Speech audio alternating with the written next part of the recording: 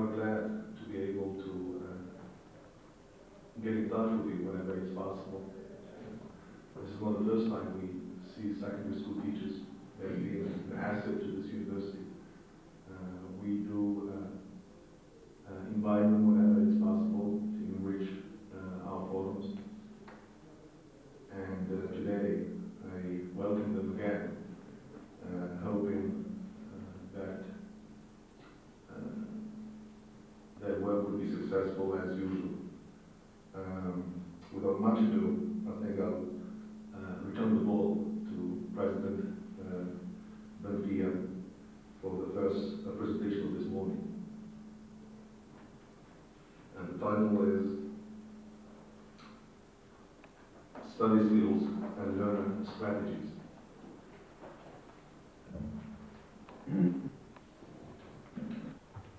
If I could just sort of give a working definition of study skills, this is my own invention, it's not any sound research I did, so if there's anything wrong with the definition, I'll take the blame.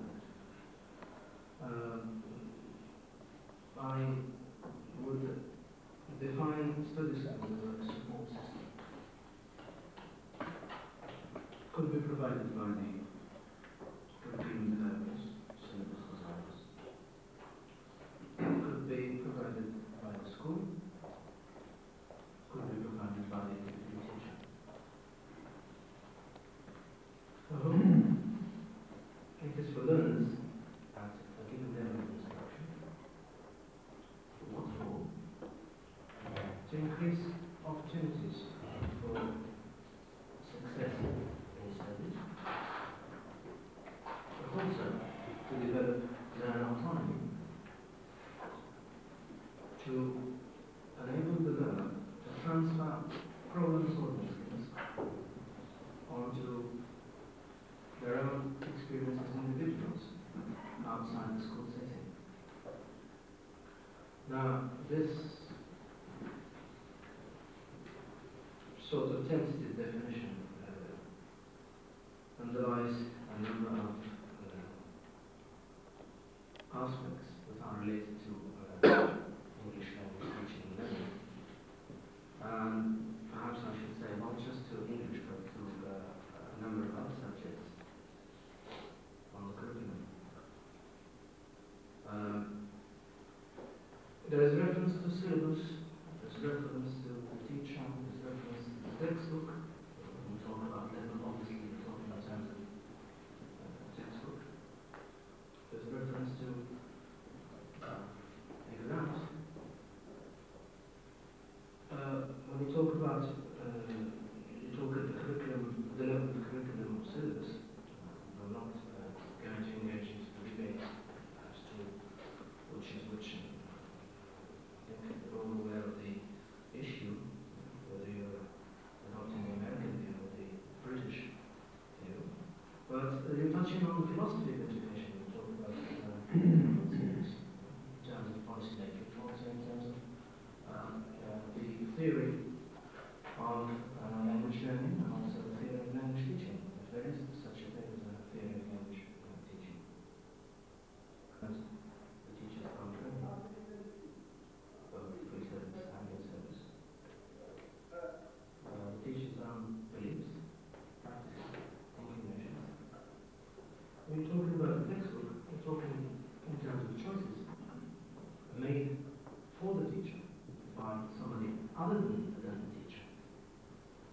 You're talking about certain decisions that to which the teacher or the student learner may not adhere fully. When you're talking about exams, you're talking in terms of assessment criteria, choices, constraints, requirements. I will say a few words about the issue of syllabus, because I think when we talk about study skills, we're not talking in a vacuum. We're trying to connect that to a given reality. That reality has got to be analysed in the most sensible manner and the most objective manner. So, to what extent are syllabus conducive to good learning habits. I don't think I will attempt an answer after discussion would be a good opportunity to address that issue. But what I can say, what I think this has been perhaps attacked, is that you may think in terms of syllabus, either as a product-based syllabus, insist on the product, on the focus is on the outcomes, of the subject matter, not just English, it could be any other subject. Focus is also on knowledge and skills that are gained by instruction, not knowledge and skills acquired outside instruction. And to borrow Green's term, he calls this kind of syllabus, product-based syllabuses, as propositional class. In other words, language is primarily considered as a subject matter. Of course, under this category of syllabus, you may talk about structural syllabuses, notional and functional syllabuses, in the sense that the first category are more synthetic, the second category are more analytic. But for both types of syllabus, structural, notional, and functional syllabus, both types are felt to look at language acquisition as a planned process of input assimilation. It's a planned process. I'm stressing the word planned, and I'm also stressing the word language input assimilation. I think this falls in line with the belief that what is taught is by definition, or should be by definition, learned. I'm sure no sensible person would adhere completely to this belief. We might have a few differences as to how we consider learning, but I'm sure it's certainly not what is taught is not necessarily what is learned. Process-based syllabuses focus on the how rather than on the what. And they focus on the completion of a task, not the analysis of language.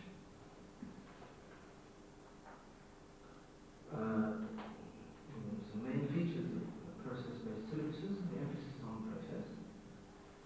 The emphasis is also on this process as being internal to the learner, not external. And also the fact that both, this is the deviation from the traditional mode, both learners and teachers can negotiate that syllabus. Hence the term negotiated syllabus sometimes. Also, both learners and teachers are decision makers. This places greater challenges on the part of the teachers and the learners, okay?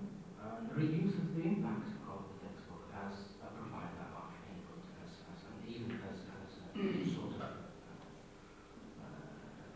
a manual, a user's manual. Do this, do that, do this, do that, do this, do that. The third category is procedural syllabus, referring to problems, task-based syllabus. And here, probably the definition of a task, it's an activity which requires learners to arrive at an outcome from given information through some process of thought, I would say thinking, and which allows teachers to control and regulate that process. So keywords, arriving or enabling the learners to arrive at a given outcome from given information. Communicative competence does not result from maximization of memory inputs, as was the case for the earlier approach. Or nor does it result from maximization of planned practice, but from creating conditions in which learners engage in communication. So our job is more to prepare the necessary and favourable conditions for learning to take place, and not assume that what we teach is what the learners are going to learn. I don't want to perhaps jump on what one or two of my colleagues will be giving presentations. I think the Lawson Skills talk about cognitive and metacognitive strategies, particularly according to Oxford psychology, their Oxford psychology. So I'm not going to deal with that aspect. Perhaps I can address that from Ellis's typology. Ellis has three types. The first one is hypothesis formation, using prior knowledge of language 1 in language 2 through process of transfer, or knowledge of language 2 used to cope with difficulties or with new material in the same language through a process of generalization. The second category, under the same hypothesis formation, is influencing strategies. You may be inferring meaning from intake, not input, intake.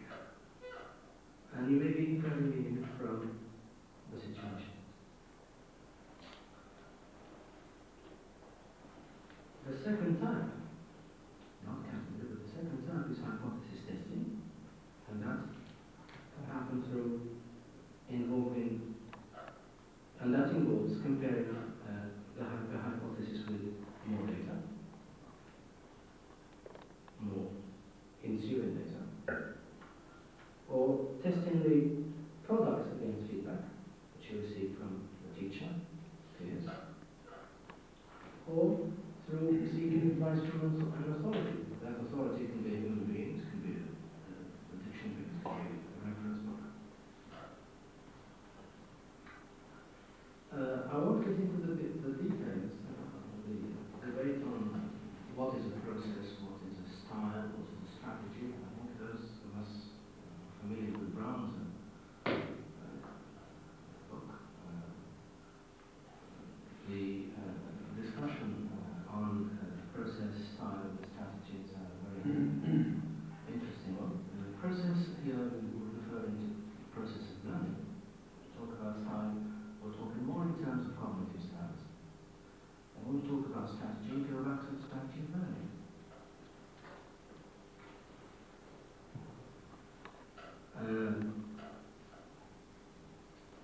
Types of learning, Gandhi has a typology, I think he lists 8 types of learning, just list them briefly. Signal learning, stimulus response learning, chain, verbal association, multiple discrimination. And the 5 types are related fairly closely to the behaviorist approach.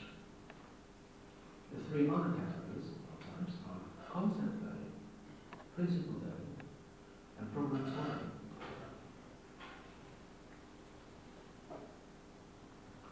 Now, we might perhaps talk about these types as not as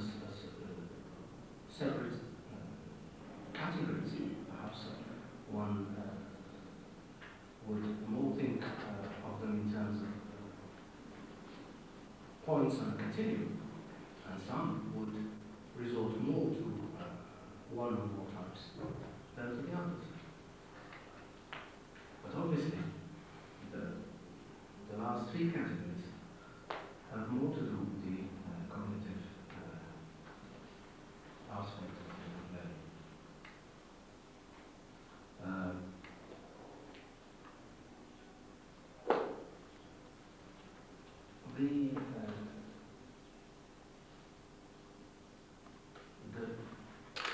The attempts that are made by teachers to help the learners within a spirit of collaboration, partnership, support, understanding,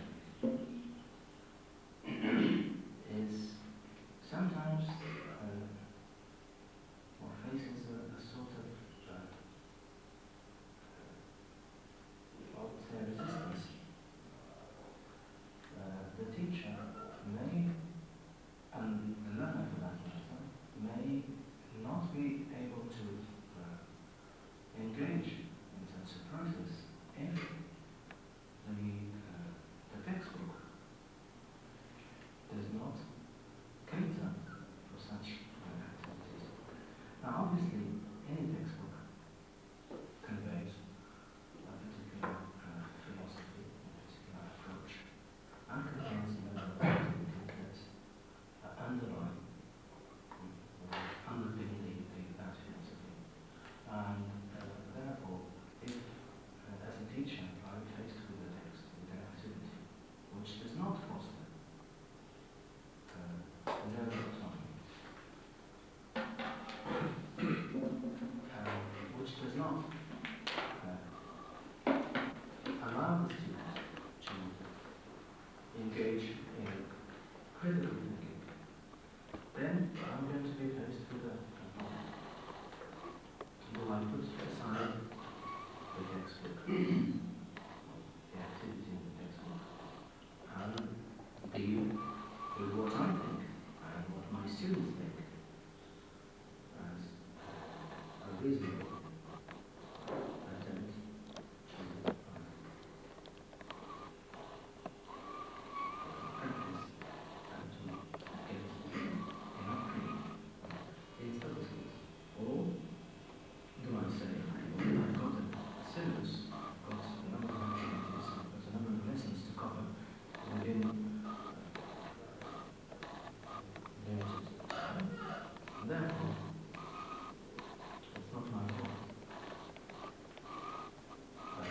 The learners may want recipes, quick recipes, to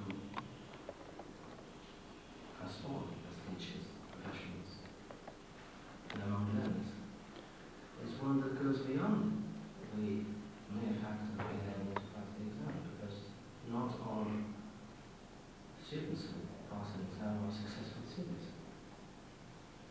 I think it shows when you study that any level of education, be it primary, secondary, tertiary education, the criterion of success is not the number of diplomas the person has, but the ability to solve problems, the ability to cope with life enjoyment.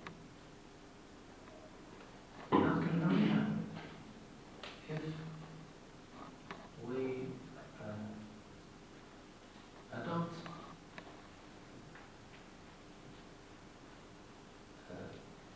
in the educational system, we adopt choices that enable the learners to become independent learners, enable the learners to become independent individuals, enable the learners to become independent citizens. I don't think we should limit ourselves to doing the job as it were. Get on with it, good,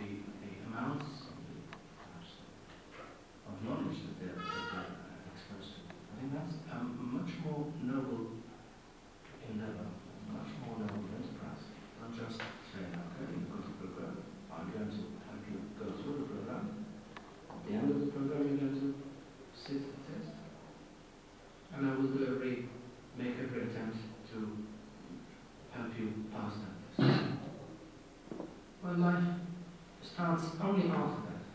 Life does not end there. In fact, instruction is not an end in itself, it's a means to I think I will stop here now, perhaps contribute a few ideas in the discussion afterwards. Thank you, Mr. Benkia. I think there's a lot of soul-searching in our department meetings and within the inspectors' reunion meetings about the best way to teach the language. I'm happy to see some of our students are becoming teachers and giving the inspectors a hard time. I think Mr. Benkia did his share. He gave 20% of the solution to study skills. I think by the end of the morning we'll have solved our problems, and from now on the teaching English will be easy. And now to deliver the next 20% of the solution is Mr. Amran from the Department of English here in MEKNES.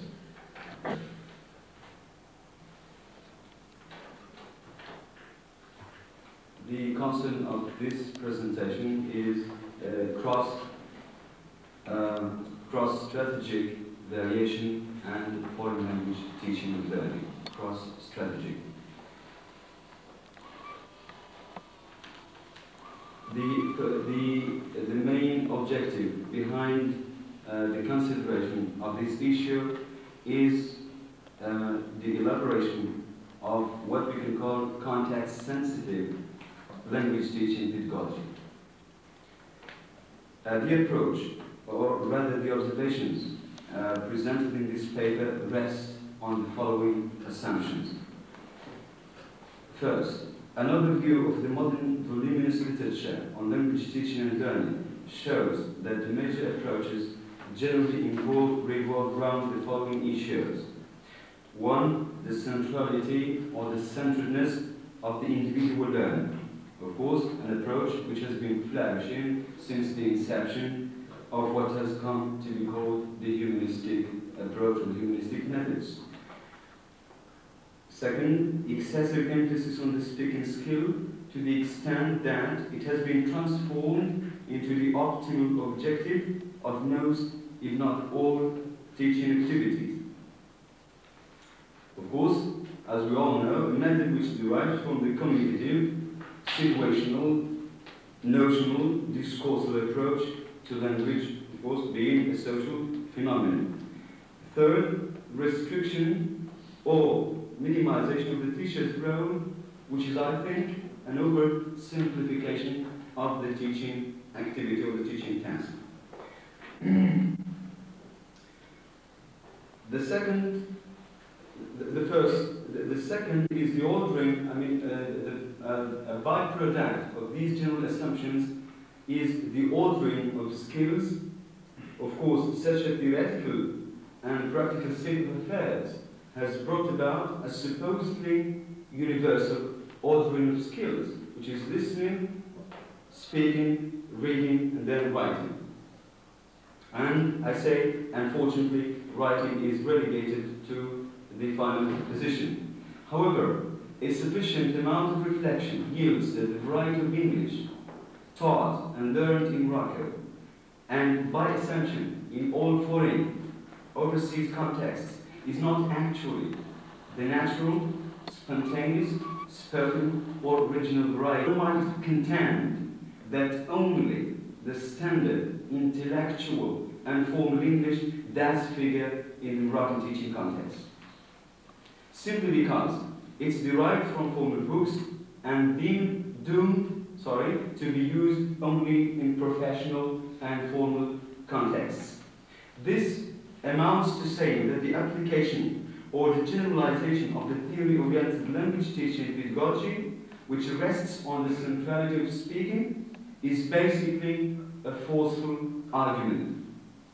I very much like to state from the start that such remarks do not run in any form against the by no solidly ingrained view that the spoken language is of course the natural and spontaneous. I simply argue that the extension of such a view to the Moroccan context was behind the relegation of the writing skill to the final position, which was detrimental as far as the student's conception of writing is concerned. Indeed, a theoretical imposition, such a theoretical imposition has yielded a set of long-standing puzzles which have been on the research agenda, the main of which is the by now recognized lowness or discomfort of the level. Though most researchers have proved the pedagogical efficacy of the teaching and learning methods deriving from modern linguistics in the learning of mother tongue and similar contexts, I argue that it's not the case for foreign language learning. In other words, practice teaching clearly demonstrates that such theories are inadequate to foreign language teaching. The reasons for these inadequacies: the theories advocate the centeredness of the speaking skill.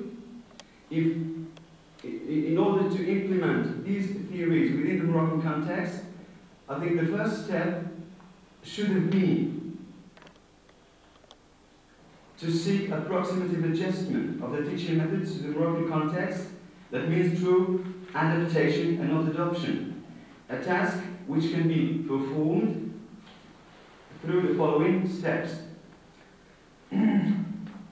It's necessary to identify and define the type of the speaking skill that can develop in the Moroccan learning and teaching context. That means it's necessary to diagnose the internal structure or the distinguishing properties of the speaking competence or the communicative competence that our student is likely to attain or is likely to acquire. Of course, some substantial attempts have been made, but they couldn't perhaps prognosticate such inadequacy. To accomplish such a prerequisite modification necessitates the identification of the criteria properties of the Moroccan learning and teaching context. For the sake of more precision, one might think of two types of context, which are of course inclusive. The macro context, which is the Moroccan society, and more precisely, the potential opportunities for the learner of English to behave in the foreign language. A fact, of course, which precludes the social strategies that can enhance the learning process, for instance, as a theory around or on study skills advocates. The micro context, which is the classroom context, which is limited to in some intermittent student-student, teacher-student, and teacher-teacher interactions. A close investigation of these basic variables will certainly prove that conversational opportunities are unfortunately rather limited, if not now. The automatic finding, which would follow from the previous identification and determination, is that the variety of English which is to be learned and practiced as the two contexts dictate is the written, the standard formal English, that means the variety of the educated, the intellectual, native speaker. In other words, the student and teacher's English performances are liable to be dictionary bound and diction bound.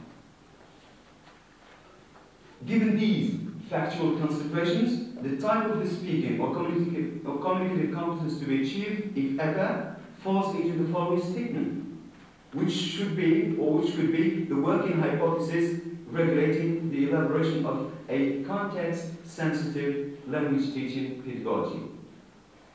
In our context, this is the assumption. Teachers, by assumption, and teachers and students speak the way they write, and they write the way they speak. Which means that the speaking skill or the communicative competence which has been set as the ultimate goal of all teaching activities and tasks can only be a pure reflex, a replica of the writing or written competence that the learner has acquired or has achieved. Because the learner cannot possibly use, or the learner can use only the information which has been stored in his or her data bank. This sort of competence might be called the spoken writing competence. It's a writing competence which might get manifested in speech. Of course, this becomes obvious if we take into consideration lack of direct exposure to real communication situations which are available only within the English-speaking community. This simply means that the speaking behavior or performance of both students and teachers is characteristically a reflex of writing. In line with these alternative assumptions, some pedagogical amendments are in order. What might be called a reductionist approach to the learning skills. That means reduce all the other skills to the writing. Which means it's the inversion of what the previous methods, some of the previous methods postulate. The writing skill and the student's needs should be at the center, and then materials, the syllabi, the teacher, and all the other skills should, if you like, should serve the writing skill, should flow the writing skill. Reconsideration of the widely agreed ordering of the learning skills. That means the centrality and the centeredness should be allotted to the writing skill, because it's the source, it's the main component of the Moroccan learner's verbal behavior. Because we're not training students to behave and act in the English-speaking community, but actually we're training students to behave and act in the context which are allowed by the job market, by the Moroccan job market. That means that syllabi and textbooks should be amended so as to accommodate the idiosyncrasies of the learning context, the professional context, and the potential communicational contexts, as said before. It follows that from these contentions, which are basically speculative, in the absence, of course, of practical research and factual evidence, that the teaching objectives as well as strategies should be inverted so as to allot due teaching and learning ratio to the writing skill. From this perspective, the ultimate goal should be the development of writing through the construction of appropriate materials, and more importantly, the promotion of the students' learning strategies to this end. Then, when this targeted proficiency level is achieved, the desirable objective is ensured. At this point, it would be a matter of little interest if or whether this writing competence or proficiency gets manifested in air, that means in speech, or in ink. Because, by assumption, we speak the way we write, and we write the way we speak, because our English tends to be basically formal. More precisely, the ordering of the skills should be as follows. That means the writing skill, as I said, at the center, and then all the other materials, all the relevant, directly relevant, or indirectly relevant materials, the teacher's role and other skills should flow and develop and enrich the writing skill.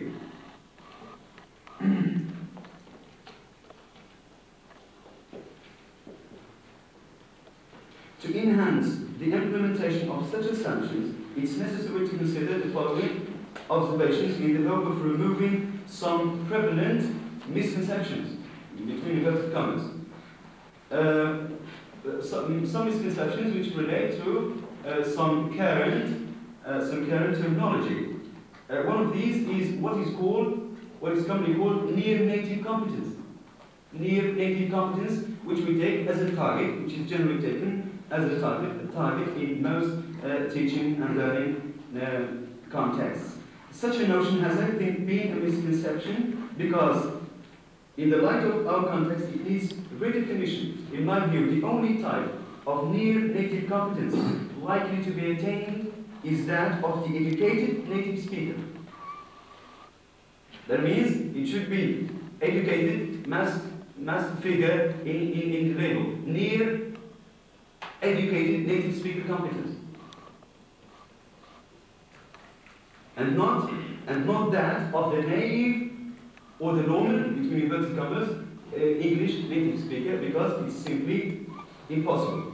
Such a terminological specification needs to be made, otherwise we would be wrongly taking the intellectual educated native speaker as the prototype of native speaker, which is far from true. The second, language teaching and learning pedagogy is, I assume, an urgent need of the concept of parameter. Parameter. That means all the foreign language teaching approaches and methods should go through filters of parameterization. What is called eclecticism. That means there are elements which suit the Moroccan context and elements which don't. And this process of parameterization, I used it here by analogy to the theory of universal grammar. For instance, in the theory of universal grammar, there are theories which are supposedly applicable and generalizable to all natural languages. But still, for instance, in Arabic we have a different word order, but due to parameter setting, for instance, we say that standard Arabic selects a minus value for such and such a parameter. Of course, such a process should be regulated in terms of relevant variables of the learner and the learning context as outlined before. It should be the case that the applicability of a given language teaching pedagogy is to be measured against the criteria mentioned. As Francis M.A.T.E. says, a method is one thing, its application is another. A method is one thing, its application is another. To illustrate, I jump over some. So, it's necessary to defend the issue of cross-pedagogical variation, an issue, of course, which might open up a rich research enterprise. Having pinpointed, I hope, the conceptual and the theory-oriented assumptions, I now give some supporting practical evidence how to help the student acquire efficient learning strategies so as to attain such like a spoken, written or writing competence. A quick and sketchy overview of the learning activities and learning conditions that students are required to satisfy yields the following remarks. Most of the tasks to be elaborated by the Moroccan student are written tasks. Grammar papers, comprehension tasks, essay writing, commentaries, writing applications to schools, firms, and so on, for purposes of the job. The same thing applies to the secondary school, where even the oral exam has been eliminated. And still, we speak about the functional, notional, situational, communicative teaching of language. Even one might argue that there are counter examples. For example, in teaching at the university, the spoken subject or the subject of the oral exam. If we say spoken English and survey, those are evaluated from the perspective of the writing. A good student is generally a student who produces coherent and cohesive English. A student who uses conversational postulates is considered to be a student who has a groggy communicative competence. But experience. So then I move to the second step, which is implementation of cross-strategic variation.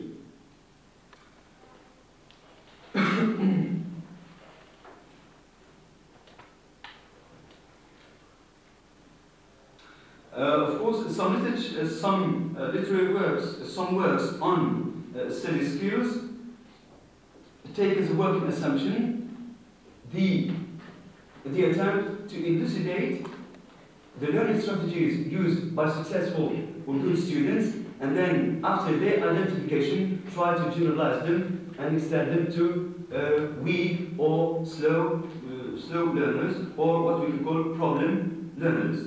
Of course, to the best of my knowledge, there is tendency in research, in Morocco, to elicit the characteristics of the weak learner, and not those of the good or the best learner.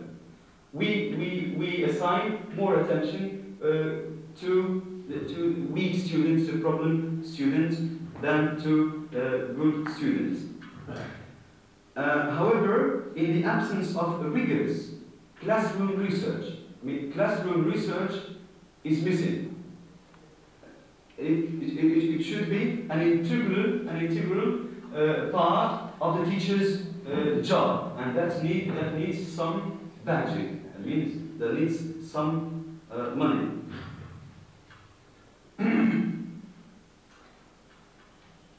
So the steps, all the teaching and learning activities must be reproduced in writing. Must be reproduced in writing. For secondary school, the emphasis must be on the structural and the skeletal structure of language. When a paragraph or a text is presented, we can ask the students to write their answers, to rewrite the text, to reproduce the text. That means their speaking competence cannot be, if you like, cannot be achievable if it doesn't go through the process of writing. Encourage students to perceive the composition course as follows. This applies to the faculty, but it's always applicable to the secondary to the secondary school context. Administer, that means teachers should administer tasks that reproduce grammar courses. For instance, you ask a student to write what he has learned from a grammar course, to reproduce in writing. That means so as to enhance writing or written memory, which is, I think, very central in the context. Writing tasks related to grammars, related to comprehension, vocabulary and structures, reproduction of structures and paragraphs presented by the teacher. These are some strategies to develop in classwork, but for the purpose to inculcate in the student the behavior, the student's behavior or thought process, the necessity for writing and its centeredness, and at the same time, as Mr. Benkia has just said, to promote the student's autonomous strategic repertoire, as the learning strategies approach postulates, the following tasks may be of some help. Of course, after having established in the student such behavior, of course, which is time-consuming. Use all possible means to motivate the student to do much reading, and more importantly, to rewrite the read material. To do much reading and rewrite the read material. And then go through, for instance, in classroom, and teach the student to go through the following steps of writing at home. controlled writing at the level of the sentence, at the level of the paragraph, guided writing at the level of the sentence, at the level of the paragraph. For instance, I tried this with my students. For instance, I tell them this structure is called a relative clause, this is its structural format. Now try to reproduce this structure using your own words. But you bear in mind the format. Okay? You bear in mind the format, then you fill in your own words, your own expressions, and I think it's something which at least can set them on the right track of learning. Then, of course, we move to pure writing, both at the level of the sentence and at the level of the paragraph, because a paragraph is simply a set of linked sentences. If there is mastery of English at the level of the sentence, there can be, with at least to a certain degree, mastery of English at the level of paragraph, in addition to technical writing devices, which are, I think, learnable. As to free writing, we can ask, of course, when students produce writing in the classroom, they expect some feedback from their teacher. Now we know that correction and scoring papers is time-consuming, is too demanding. So, my suggestion is that only some of the material produced in the classroom can be corrected. But material produced outside the classroom can be collected, but not corrected, and you give students some impression about his or her writing, even if that impression is vacuous. I mean, just to encourage the student to do more writing. It's what we can call vacuous writing tasks. Essays, you ask students to write essays, write letters, you collect them and you throw them. But you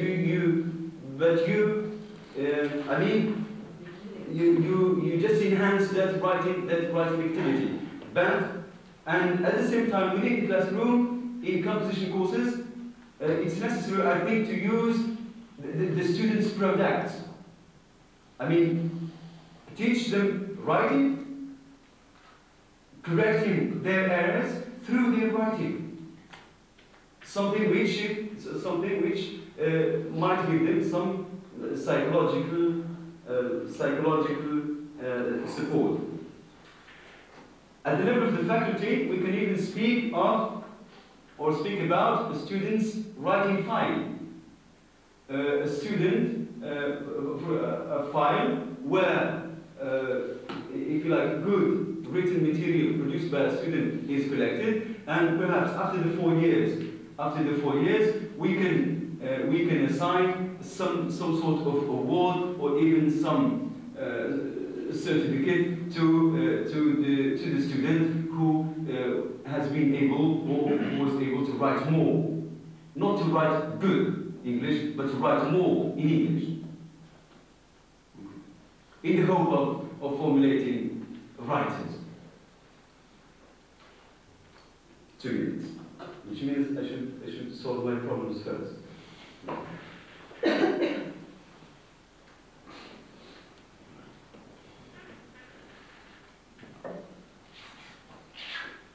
Another strategy is to have the student acquire an efficient technique of note-taking. This is a serious problem. It's a serious problem. Because the student is speaking, the teacher is speaking, the students take notes, but a quick look at students' notebooks shows that what they jot down is a set of fragmentary, run-on, incomplete sentences. This is a problem. And those structures may get fossilized in their writing competence, which will, of course, come up in their spoken performances, spoken behavior. This is a serious problem.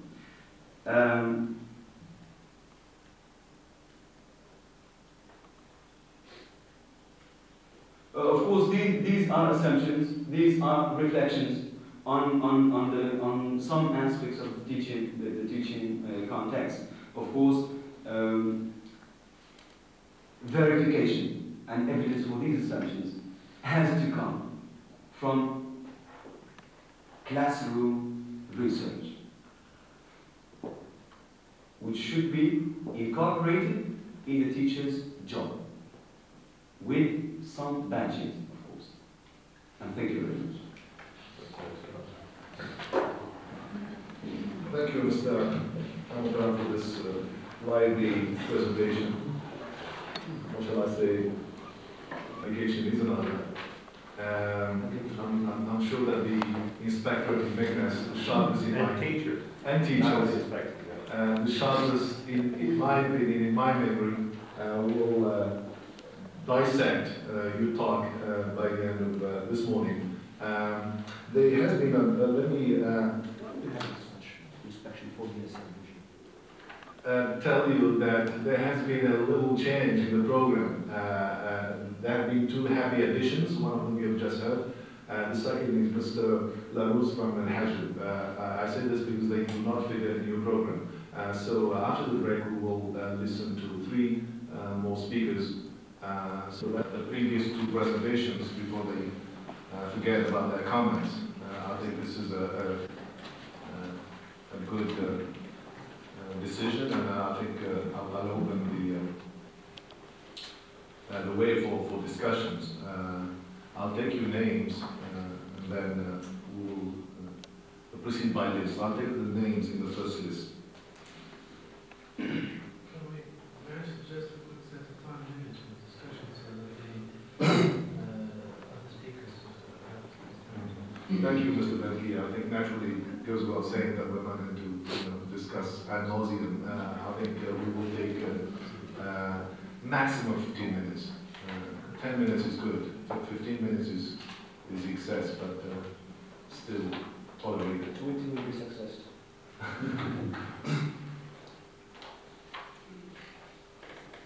All right, let me.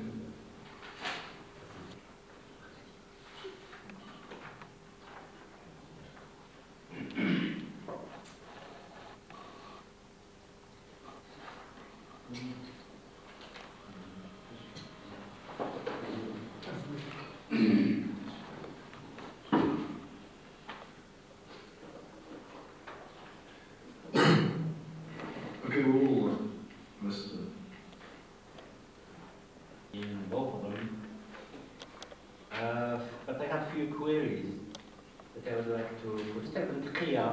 I think you linked, because you're language teachers, first of all, you linked learning strategies or what do you call it? Study skills to learning strategies, and I think that's a very good idea indeed, because we just come from fairs where the discussion, the talks were something, somehow different from what we heard this morning. What I would like to ask is, how will these, or the study skills that you referred to, and the way you express them, influence learning strategies, or vice versa? That's question number 1. And you talked about the autonomy of the learner, that it should be encouraged in the learner. What is the part of the teacher? What part I have to play in that? And to Mr. M.A.T.E, I think your talk was extremely provocative, but there were lots of good points in it, and I don't like to come, to mention one. Questions, 2 types of questions. Some that we don't know the answer to, and another couple of questions that I don't agree with.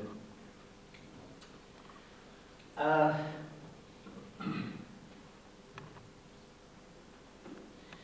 which was okay, one of the things you mentioned was which is true, that our students here speak the way they write, and you also said they write the way they speak. Research in this country has shown that this is true. But that is something that happens in all languages. You don't have to be a foreign, a Moroccan learning English. Native speakers, in other words, Americans or English kids or low proficiency adults, when they write somehow the way they speak. And examples of that abound in the literature. Now, my question is, I have 2 types of questions here. One is that you sometimes really cannot avoid it, And number two, when you can avoid this, what can you do to improve the writing, to avoid this kind of we speak as we write and vice versa? Another area where I don't agree with you is when you're talking about when you propose the amendment of everything should be centered around writing. I don't like to go into details there, but then I think that can be very dangerous in learning and teaching. I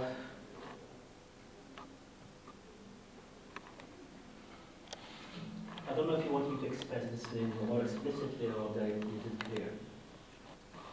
The other thing that I'd like to ask about is your definition of near-native.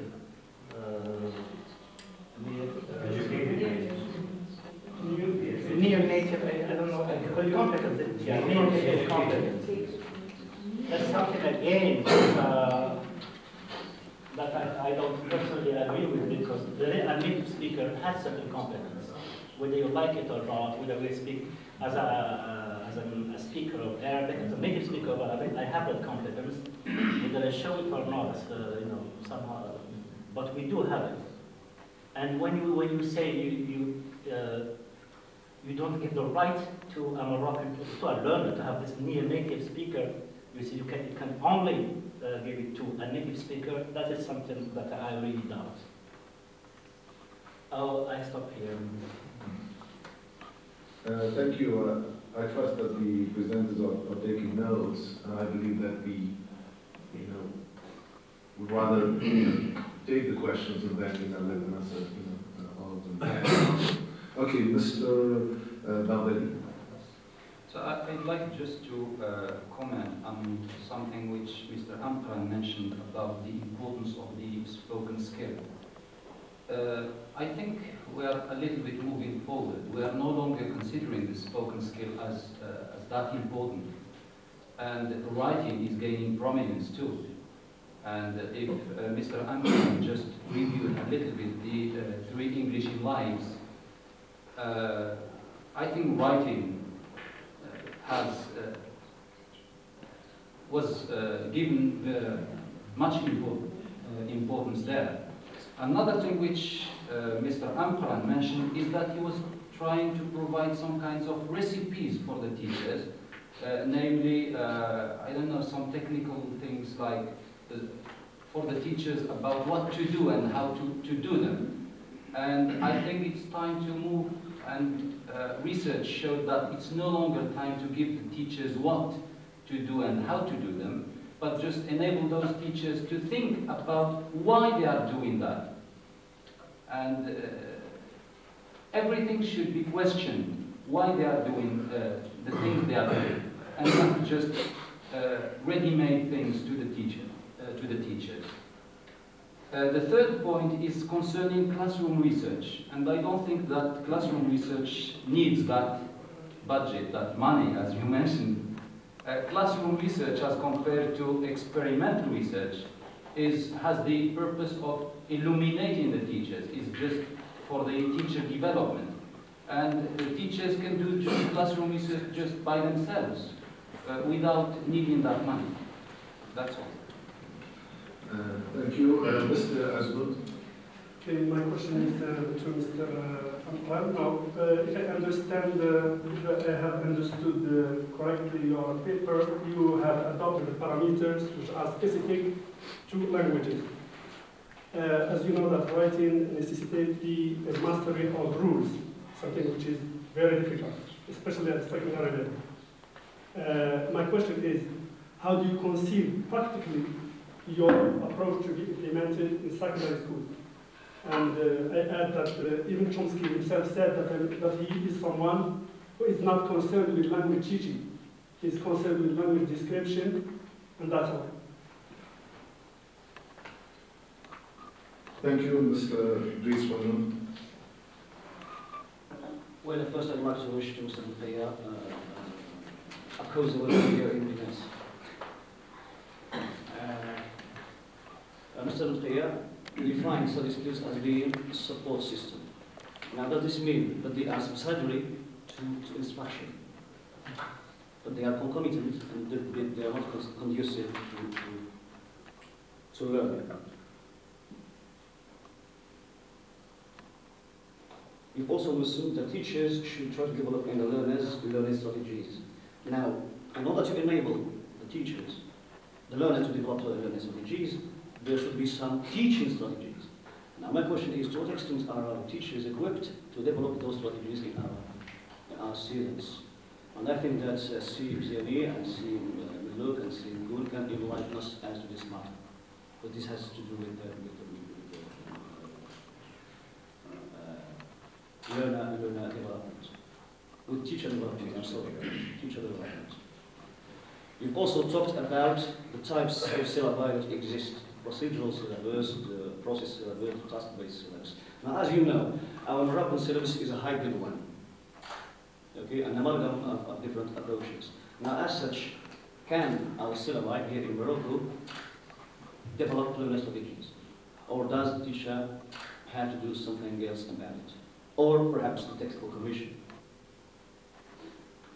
itself or themselves? Now, with regard to Mr. Ahmed's paper, I must first confess that there is a discrepancy, a gap between tutors of English at the university level and teachers of secondary school. I think that we are wrapped up in our shell and you are wrapped up in yours. And you don't seem to be aware of what we are doing at the secondary school level.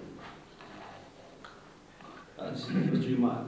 Now my point, and this relates to what Simziani has just pointed out, you said that our students are dictionary or diction bound. Now this can be ascribed partially to the fact that the oral exam has been abolished in Morocco. Right? But this problem is being relieved to a certain extent because much weight is being given to the assessment of oral skills. And this assessment of oral skills has a positive pushback on the teaching of speaking. And that's why our teaching is information gap, rich, problem solving, rich, role play, rich, debate and discussion, rich. In short, it teams with a mind of speaking activities. Now, you might say that this is not enough, okay, but at least it has some importance that should not be belittled. Now, concerning what you said about writing, you dwell too much on grammatical aspects of writing. But you said we should focus on sentence level. And a paragraph is simply, merely, an amalgam of connected sentences. I don't agree. When we talk about writing, we talk about composing. We talk about the fact of building up a coherent and cohesive piece of discourse. And that's what writing amounts to. And again, I think that in our secondary school, we have introduced paper writing and process writing, and these two approaches do, to a certain extent, cater for our students' needs as far as writing is concerned. Thank you very much. In American television, people are usually given 15 seconds to answer to solve the problems of the Middle East. I'll give you 5 minutes each, and no more. Mr. Maziani, how do study skills influence learning strategies? I think we may not disagree on the idea that learning strategies are shaped by our learning styles. Perhaps it's a fair comment, or a fair statement rather. But the idea is that one should not sort of stall the issue by saying, well, the learners have their own learning styles. Yes, fair enough, but those learning styles can be shaped through awareness, through offering alternatives. I think learning strategies can perhaps affect for the better the students' learning styles to some extent. The learning strategies may affect the way we learn. I think here, when we talk about study skills, as I said earlier, it's not an end in itself. It's rather a means to an end. And the concept of effectiveness and efficiency, I think, is known to all of us. A lot of learners produce tools. A lot of learners cope with the difficulties, but not all in the same way, and not all at the same pace. What we're trying to get is a learner who can achieve the task in a very economical manner. Now, my example I usually give of effectiveness versus efficiency is two secretaries. You can give two secretaries the same letter to type or to word process, and one person does it in 5 minutes, the other person does it in 3 minutes. When you read the letter, you don't find any misprints or anything, any mistakes. It's the same perfect layout. But the person who's been able to produce the letter in 3 minutes is more efficient. The learners, when they're told that they can gain in efficiency using their own learning styles, they will be more convinced, because the time they consume is probably time they need to rest, or time they need to see to other occupations. I think this is the kind of spirit that we're trying to shape, is say, okay, well, yes, you have your own learning styles. Let's look at ways you can improve the way you achieve the task. I think that's the purpose behind study skills. I don't believe in study skills as a means to pass exams, or it's more a qualitative procedure, a qualitative measure to achieve the purpose behind that learning. What is the role of the teacher in all this? I think in this spirit we're thinking of the teacher as initiator, the teacher as mediator, the teacher as facilitator, the teacher as counselor, and perhaps finally the teacher as preacher. The sermon that is delivered by the teacher is not fixed, but it's something that is open to interpretation. Learners can interact with that sermon. It's not just a sermon that has to be delivered and that's all. Now, of course, in our experience as learners, we have witnessed teachers who tend to preach rather than help the learners with the job. I think also we need to concentrate on the fact that there is no one unique route to learning. There's a variety of routes. Some routes are longer than others. Some routes are more difficult or go through more difficult terrain. And therefore, our job is to try and make the route as easy as possible for that learner. I think that's something Thank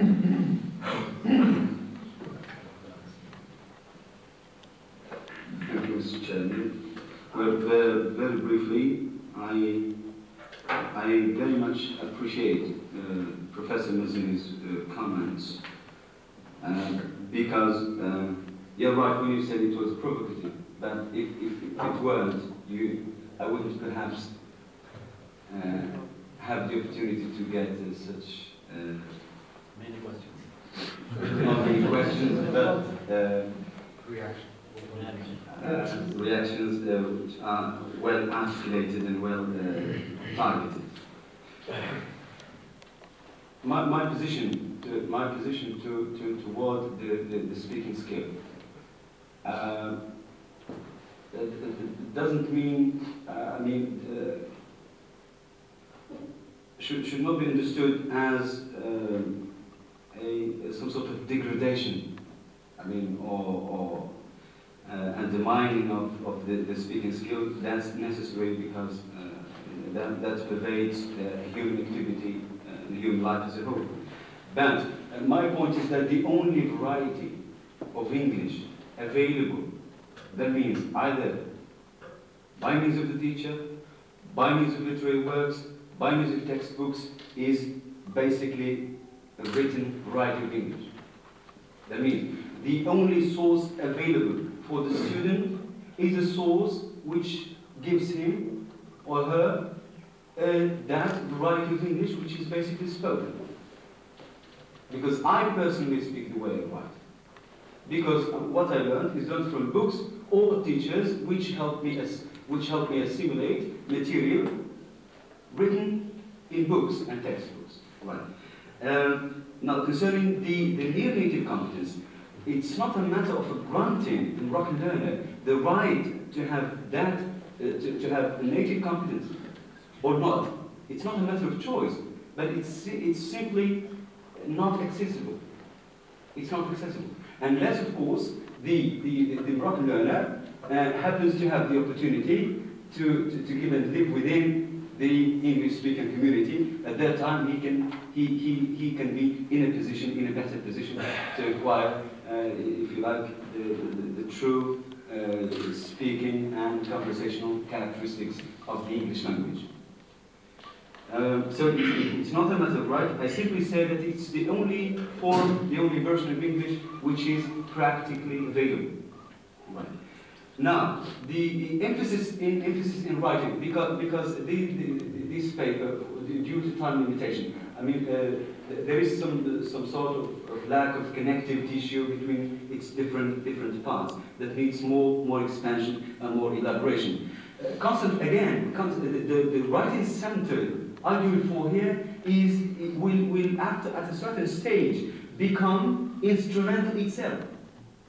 Will act as an instrument in the development of the speaking skill. Okay? In the development of the speaking skill. But the first stage is to emphasize the writing skill for the reasons mentioned. I mean, it's not a matter of as an answer to Mr. Badadi. I still say that classroom research needs some money. We come to it again. In case it's incorporated in the teacher's, job. Not as a case of personal research. That means as by choice research. It's incorporated.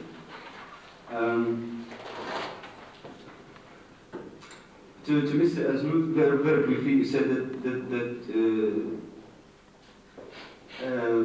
this approach hinges on Chomsky's universal grammar, and you said that Chomsky is not concerned with language teaching, but the direction of research is now to develop the link between universal grammar and theories of language acquisition and language learning. And that's what Professor Radford is doing now, and other researchers. This is, if you like, the vogue. Now, this is the vogue.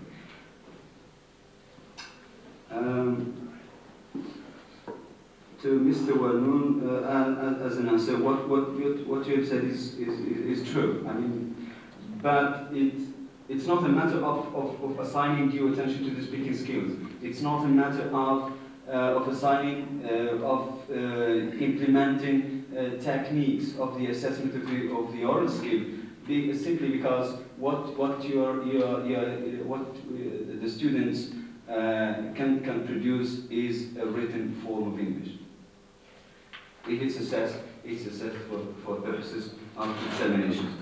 When I said that the paragraph is a set of sentences, set of joint sentences, I'm talking about what we can call the initial level of writing. You can't possibly communicate. You can't possibly communicate and compose if you don't have the instrument, if you don't have the tools. And thank you very much. Thank you.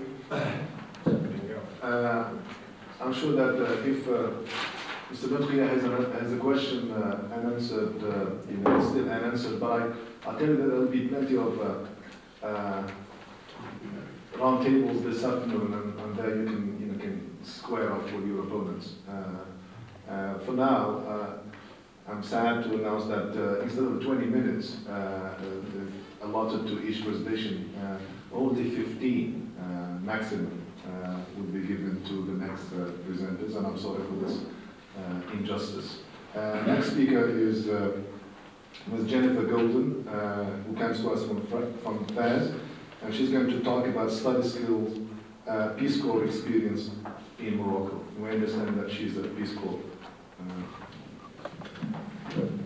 Get an idea of who is here from secondary school educated, who are secondary school educators and from universities. So could you show me simply by raising your hand so I know who my audience is? Secondary school educators. I suppose the majority is secondary school. Okay, just so I have an idea. Many of you are probably familiar with Peace Corps, U.S. Peace Corps. We used to be represented in secondary schools. Fortunately, we are no longer represented in secondary schools, meaning hopefully that we've done our job well to some degree in that there's now enough educators, teachers, to do what we used to do, teaching English. There are more jobs for Moroccans, the students are succeeding in English, etc. We are now, as far as education goes, in the university, at the university level since the mid-80s. There are 12 of us presently. Keep in mind that we are, some of us, experienced educators, some of us not, some of us are fresh from the university. It is from liberal arts education.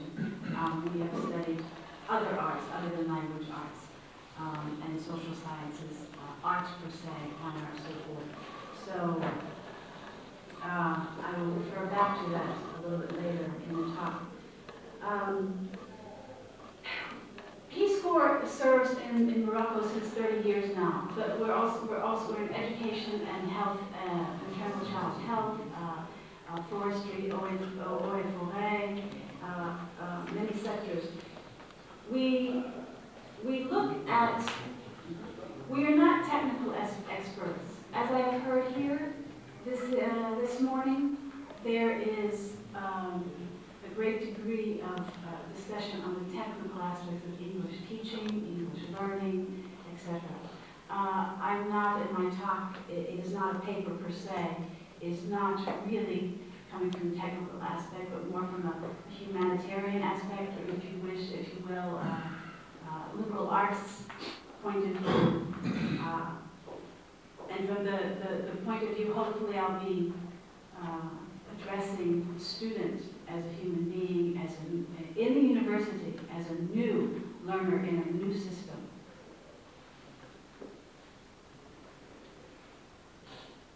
We, as Peace Corps volunteers, we have set tasks, and also one of our responsibilities is to identify needs and to fulfill those needs. It has been discovered that there is indeed a need at the first year level of university education. There is a need for some assistance in the transition that students make from secondary education to the university level. As a result of that, some former Peace Corps volunteers, they are no longer here, put together a workshop, a workbook addressing that issue. I am presenting to some degree that workshop and that booklet. It is really a jumping off point, this workshop and workbook. It should be adapted, modified with the cooperation of other teachers and faculty. Input of the needs of what those professors see as needs, study skills needs for those students. The departments are divided between linguistics and literature.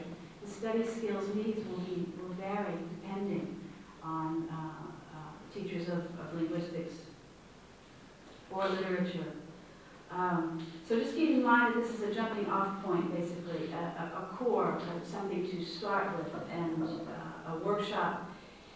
Because there is not time allotted in the curriculum, in the program, would be beneficial and is intended to continue something like this at the university level.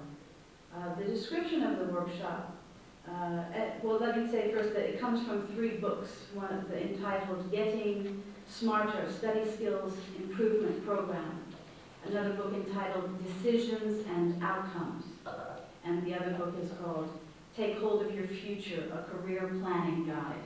So this material is edited from these 3 books. There are several authors by each book, so I won't mention them. Also keep in mind that this is from an American Western point of view, so that some of these values or exercises may not necessarily apply to Moroccan students. And that is why to actually conduct such a workshop would necessitate the cooperation of other faculty members, not just Peace Corps volunteer educators, to get input, your technical input and your what you see as needs, study skills needs of the students. One reason that, this is a sort of anecdotal introduction, that I agreed to make this presentation is that as university English professors, we got together last year and in an in-service training, and one of our important questions to each other and to the Director of Education of Peace Corps was, what is really our role here as English teachers in the universities? And the reason we asked this question is because of the rate, the failure rate. So what we ideally want to do is make some sort of change, improvement according to your needs. The reason we ask this question is that statistically, studies show that about 50% of students from first, second, and third year at the university level, about 50% drop out at the first, second, and third year of education. It's extremely high.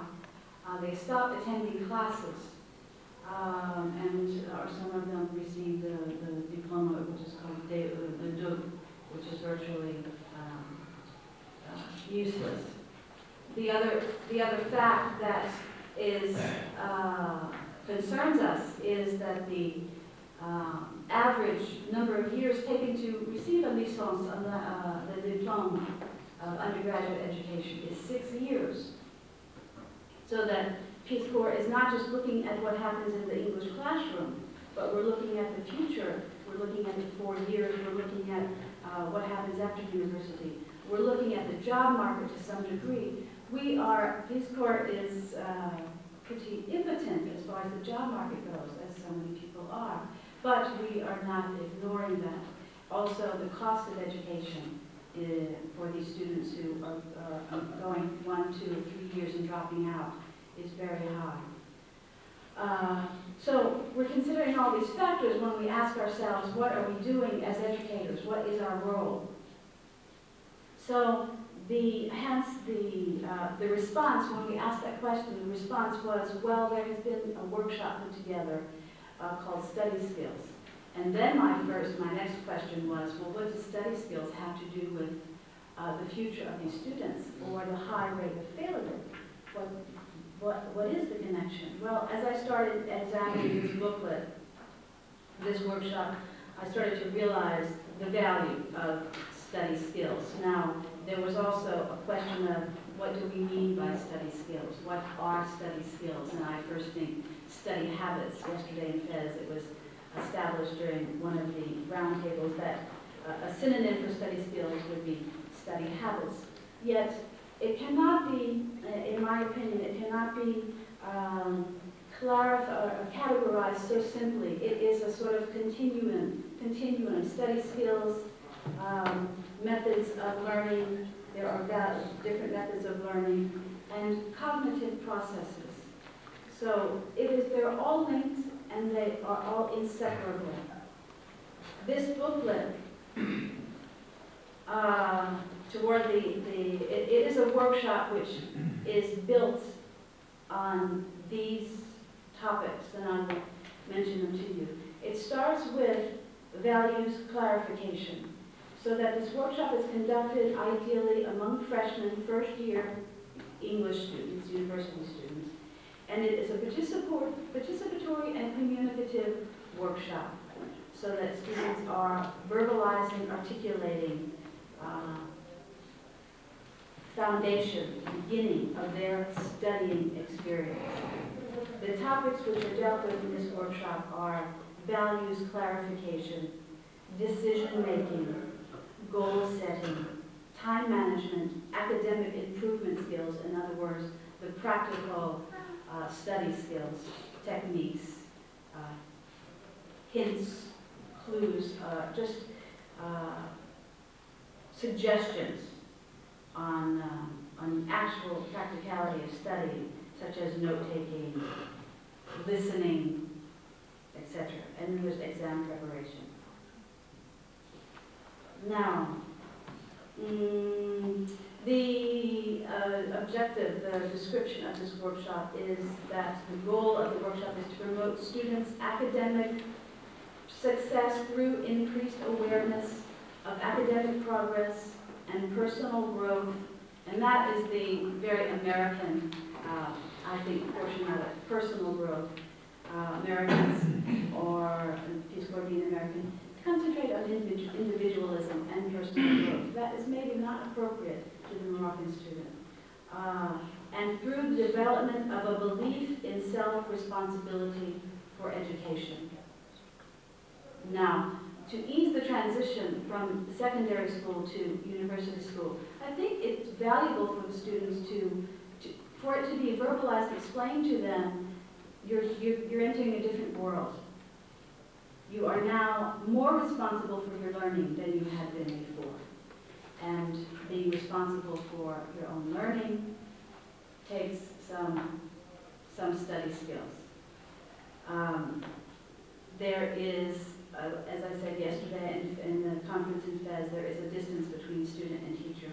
The student, at the beginning, let me say that if I were to conduct this workshop, I would make modifications, I would make changes, I would introduce it with introducing to the students, keeping it no secret that they are a member of the social group, which, as a university student, who statistically has a hard challenge ahead of them. And I would share with them the percentages of failures. And I would describe it in the big picture that they fit into as a Moroccan citizen, as a graduate with a diploma in English, as a member of a country who has a very high unemployment rate, as most of us do. But I would frame this in the big picture of reality of their future, just to articulate the challenge that they are faced with. Now, these topics, this workshop deals with values clarification, decision-making, goal-setting, time management, study skills. Hopefully, because there is such a high dropout rate, because of the so few of them, relatively, will be employed as teachers, English teachers, etc. The value of these skills that can be transferred indirectly in their studies, in their professions, if they do succeed as educators, as users of English in the field of service, that the Moroccan job market does offer, will offer English speakers, and into problem-solving skills. As unemployed degree holders, English degree holders, and try to make it relevant to them that these skills will be applicable in problem solving in life. Now, Peace Corps, of course, would like to be able to measure its efforts. We can, to some degree, measure the efforts by looking at the number of students who do graduate successfully with diplomas, the number of students maybe who do get jobs, but some of it is not measurable. Some of these skills that I would hope to communicate to my students in such a workshop and in their in my experience with them as an educator, is not measurable. And that's a chance that we have to take, in that these skills can be transferred into life and are not necessarily measurable. As an English teacher, study skills per se, I'll leave that to a little bit later. I wanted to clarify a little bit about these particular topics that I just mentioned. And just so that you understand the value of them in such a workshop. Values clarification, decision-making, goal setting, all these things. One of the first steps in this workshop is to have students request that they take a look and reflect on where they stand as far as these topics go, to sort of self-reflect, to reflect upon themselves as students, as individuals. They're asking themselves a lot of questions in this workshop, and they're asking themselves a lot of questions as students of language, of liberal arts, as citizens. And let me say that as an educator, I think one of the keys to true education, one of the jobs of a teacher in my liberal arts, from my liberal arts orientation, is asking questions, not necessarily providing absolute answers, but asking questions and encouraging, teaching students to ask questions of themselves, of the material, of the subject, of their world, and that absolute answers do not exist, but the importance, the key is the questions. Answers will necessitate, will produce more questions. So that the beginning of this workshop is asking the students questions, foundations about where to begin as a student who has decided to enter the university, who has succeeded in passing the baccalaureate, who has finally entered this new world. By values classification, that the students become aware of their values as Moroccans and where their values come from, their beliefs, their attitudes. Their attitudes come from family, friends, teachers, and themselves. Their attitudes have a great deal to do with their confidence, and thus their success as students.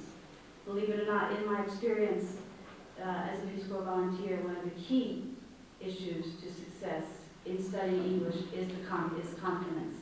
And not only, as I just said, is the key to an educator in my liberal arts education as an American to ask questions and to encourage the students to ask questions, but to encourage the students and acknowledge the students as human beings who have a body of knowledge and experience already from their 20, 21, 22 years of life and their 22 years of study and their 22 years of being a Moroccan student.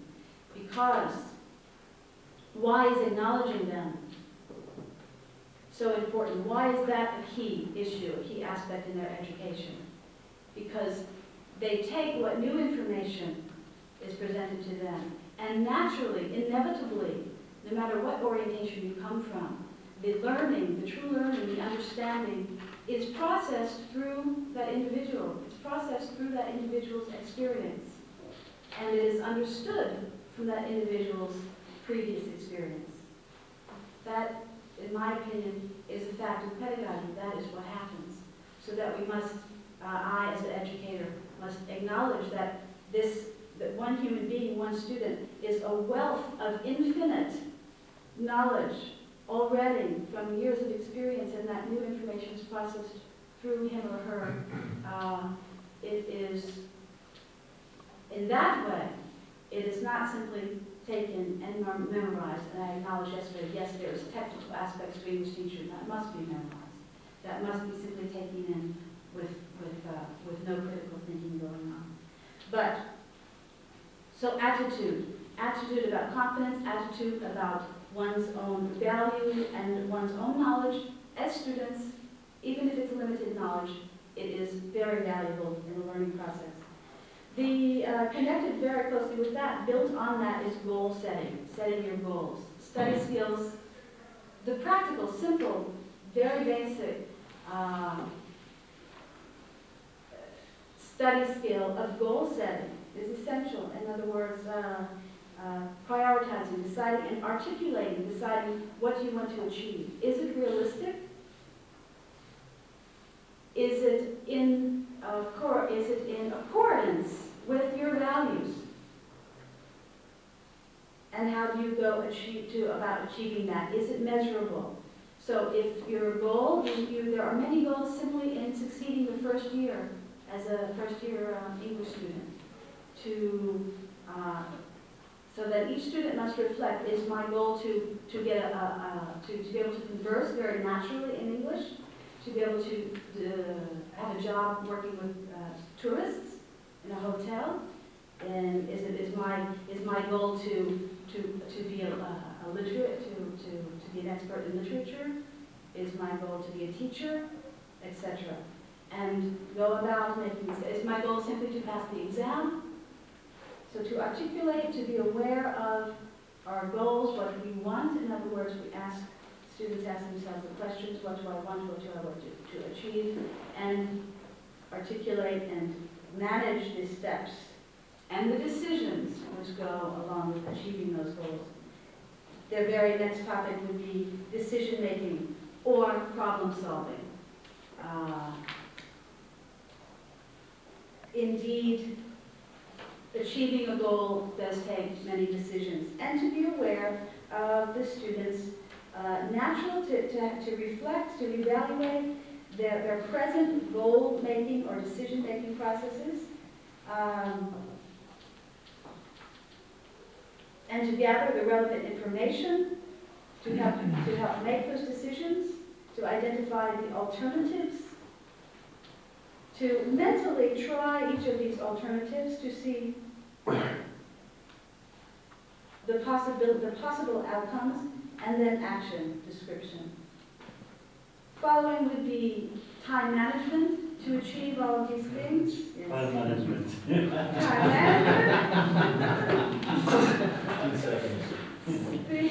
The practicality of being a university student. When you're independent, you're living in a dormitory, you are away from your family, you don't have someone managing your time. You are responsible for managing your time.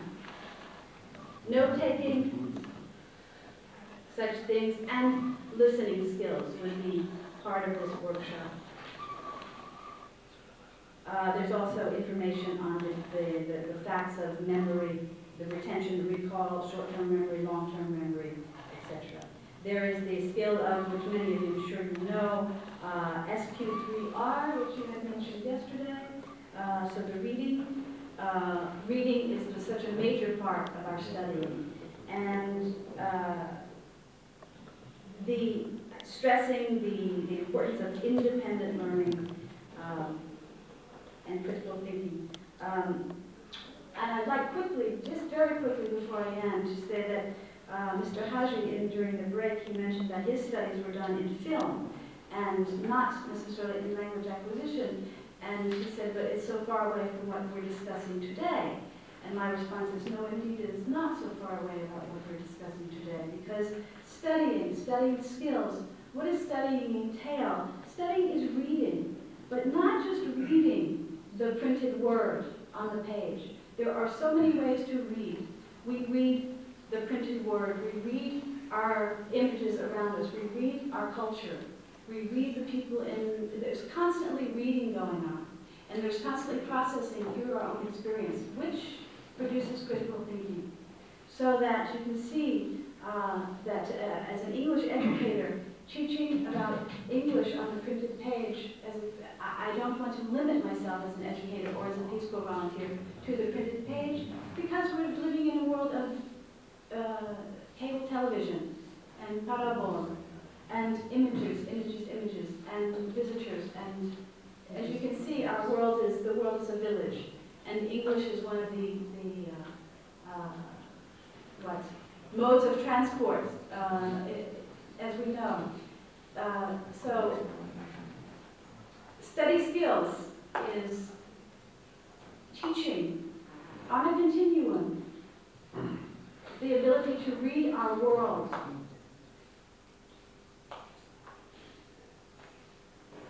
understand it, and act as responsible citizens, taking care of ourselves and our values as individuals, educators, family, society, citizen of the world. Thank you. Thank you, Jennifer Golden. I think to add to the little bit about television now, as a lot of people know, television can be read. There's a lot of text in the teletext. So there is, a thought probably to be pondered in the future. And now, You did movie skills, not tele skills. Don't encroach, please. okay, I'll allow the ultimate voice of the watchdog group in Morocco, an inspector from MEKNES. A unique outfit, a unique point of view. Okay, Mr. Razaki Larson. Well, my paper is about a more specific secondary education is addressing in the near future. Well, I have a few impressions which may be at times true. And to start with, I'm convinced that not many of us as secondary education teachers are acquainted with study skills, either as independent subject or as a complementary one in our everyday practices in the classroom.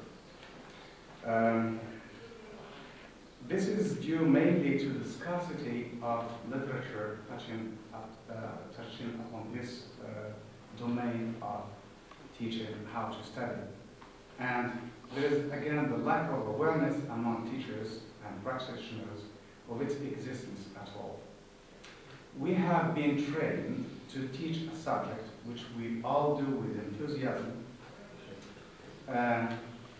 and we often address the four main skills related to our subject, which are the macro skills of reading, writing, speaking, and listening. We therefore concentrate our efforts on teaching content rather than the process, how and the routes our learners try to get to their objectives on mastering these skills.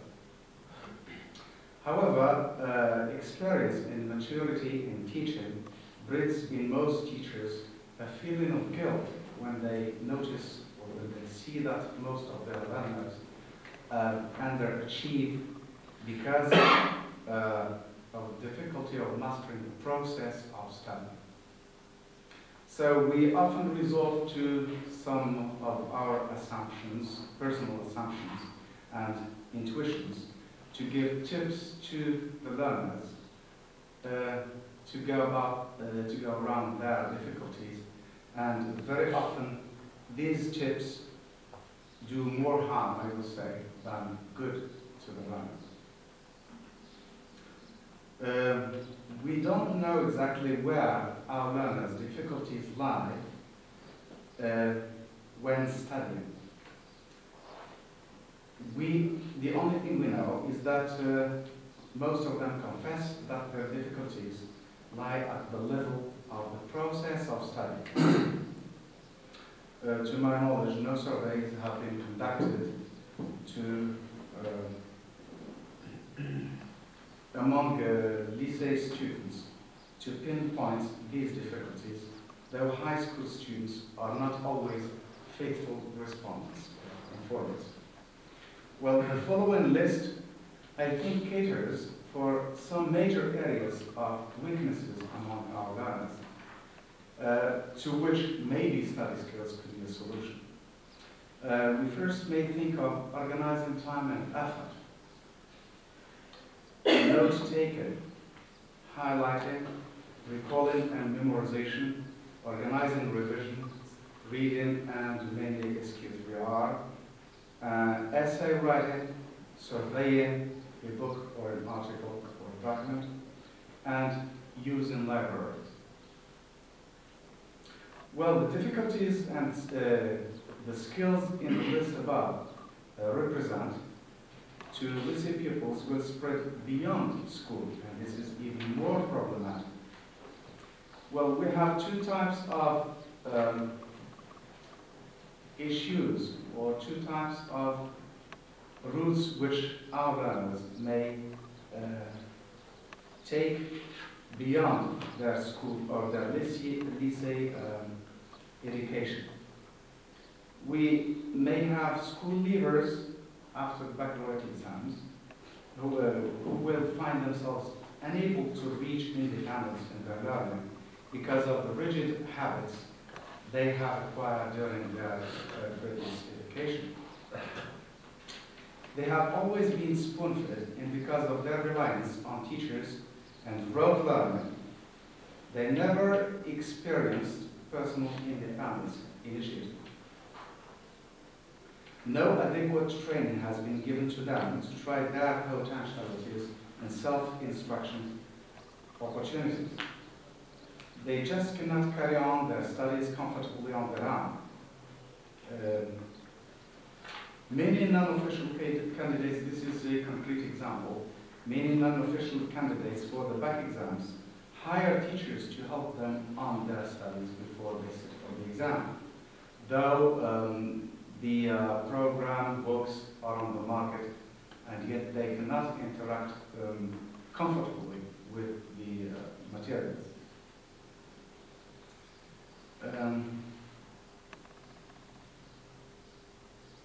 The program books, I said, are available on the market, but they are not well used or properly used by the learners.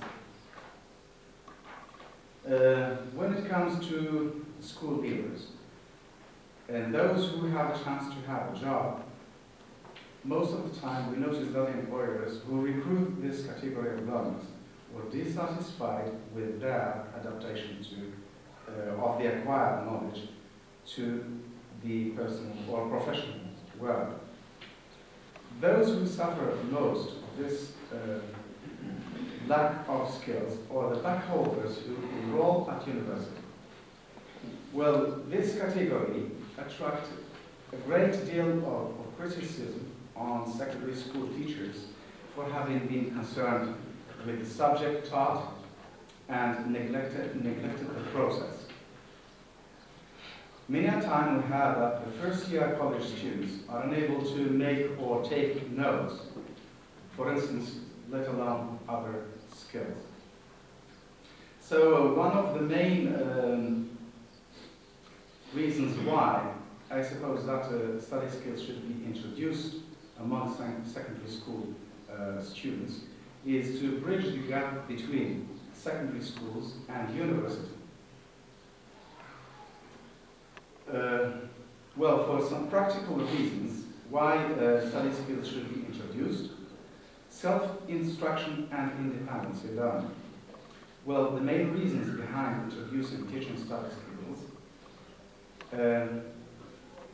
there are some circumstances where the learner has no alternative but relying on himself in his learning, especially after having left school. Job constraints,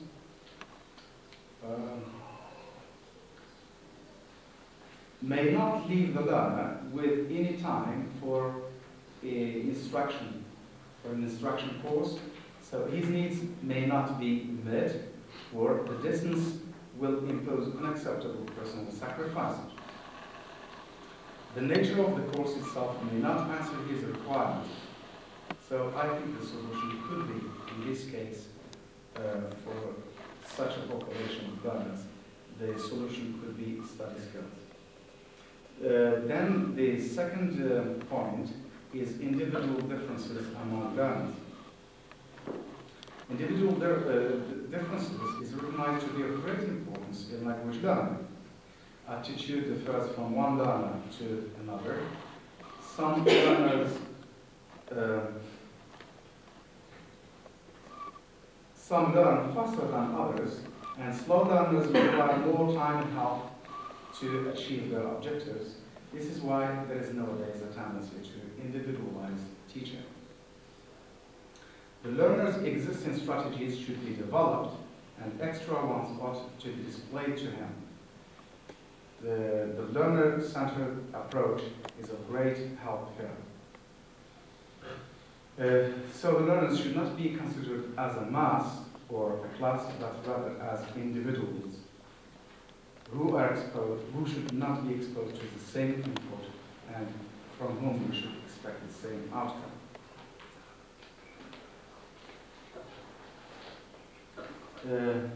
The next point is cognitive styles and strategies. Well, this has already been discussed by some colleagues. However, I would like to emphasize that learners' preferences differ from one individual learner to another. There are those who opt for communication or whose objective is communication, and there are others whose objective is the exam itself, and those very often are have a tendency to learn grammar and practical things that they are expected to use in the exam. So the teacher should be aware of these differences between different learners. Well, concerning the educational aims, one of the most important of these aims is to improve learning efficiency, which is itself related to many factors. Some are stable characteristics of the individual, but others are the result, result from changes in the learning mode and attitude. Well, Stern hypothesizes that good learners exhibit 4 principal sets of strategies. The ones which are appropriate to our subject are the active planning strategy, which Jennifer has just commented on, and an academic learning strategy. Well, to be brief, I jumped the other 2. Then we have wider educational goals. One of the ultimate goals of education is to develop general autonomy among members of society. Schools should produce independent individuals capable of thinking for themselves. Society's goals for education are much broader than the achievement of certain areas of knowledge and skills. And this is emphasized again in the new pedagogical instructions, 1994, by the Ministry of Education. And this is dealt with in learner training part. It is also addressed in the new structuration of secondary education, 1994. Another education goal is the requirement for continuing education. There are economic, social, individual pressures on the educational system to provide continuing or continuous education. There is a great demand on educational systems to provide appropriate skills to cope with change with our era, which is very fast. So continuous education is based on skills individuals must master, in which educational system must aim at. Learning how to learn. Many reasons and justifications for study skills leading to self-instruction and autonomy have been given in defense of introducing it in our secondary schools. Helping people to learn how to learn is of a crucial importance to our pupils if we want them to meet the need for continuing education. Facilitating learning for those who are, for practical reasons, cannot take courses and helping students to reach autonomy. This consists in taking them through the process of study by means of appropriate skills. This need for learning how to learn is even more urgent than ever for those who will carry on their education at university, and more for those who will leave school either for job or because of failure. Now I shall briefly address the point which concentrates on the difficulties our learners meet and maybe some of the solutions which are proposed.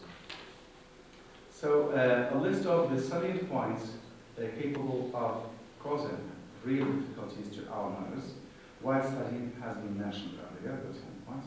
I shall try to shed some light on these points very briefly.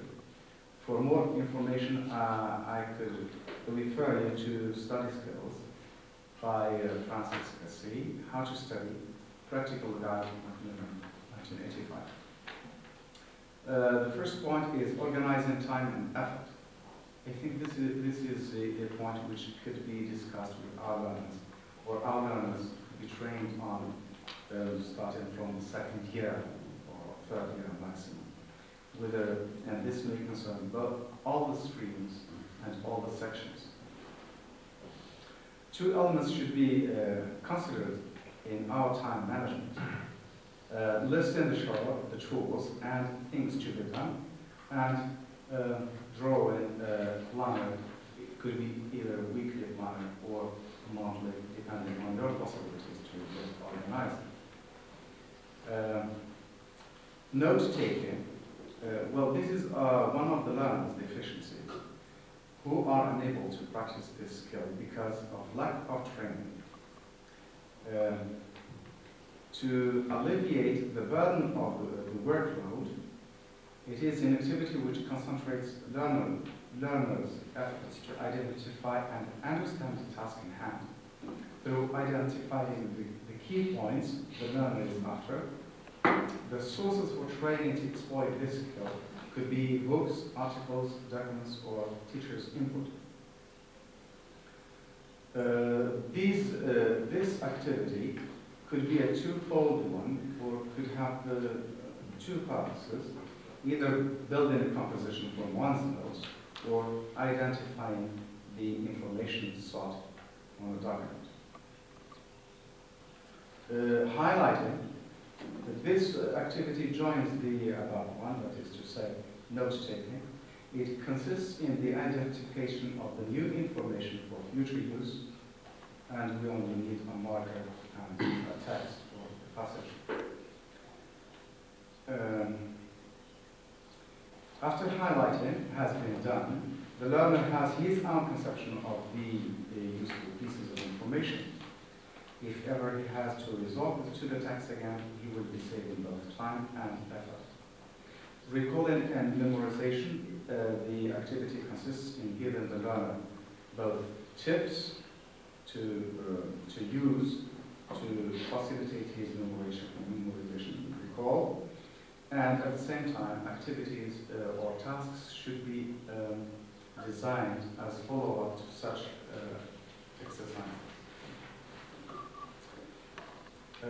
Organizing a revision. This is again,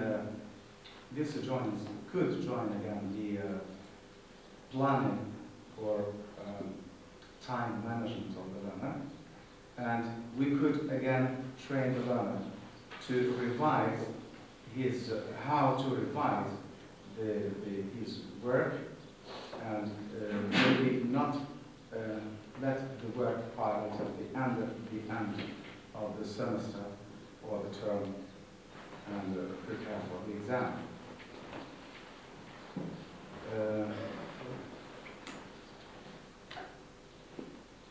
Reading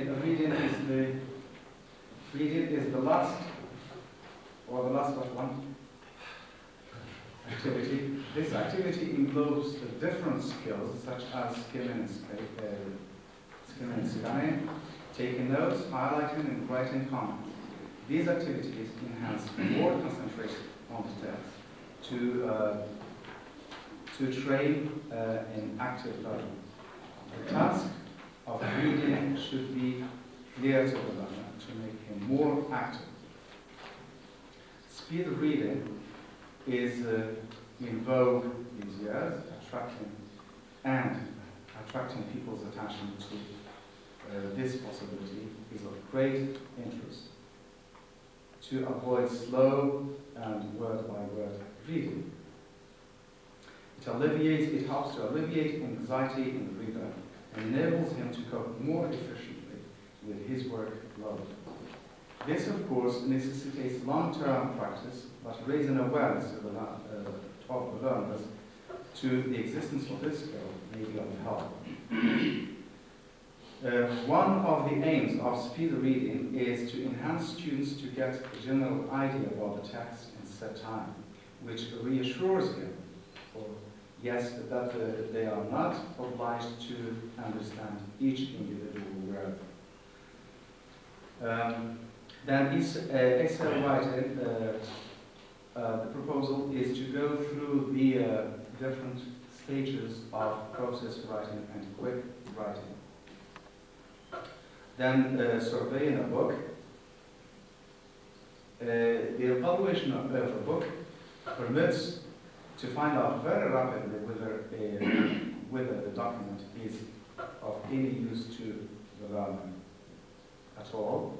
And the tips, again, conventional tips to evaluate or to survey a book should be given to the learner. And follow-up activities, again, could be a good way to fix such ideas or preached ideas.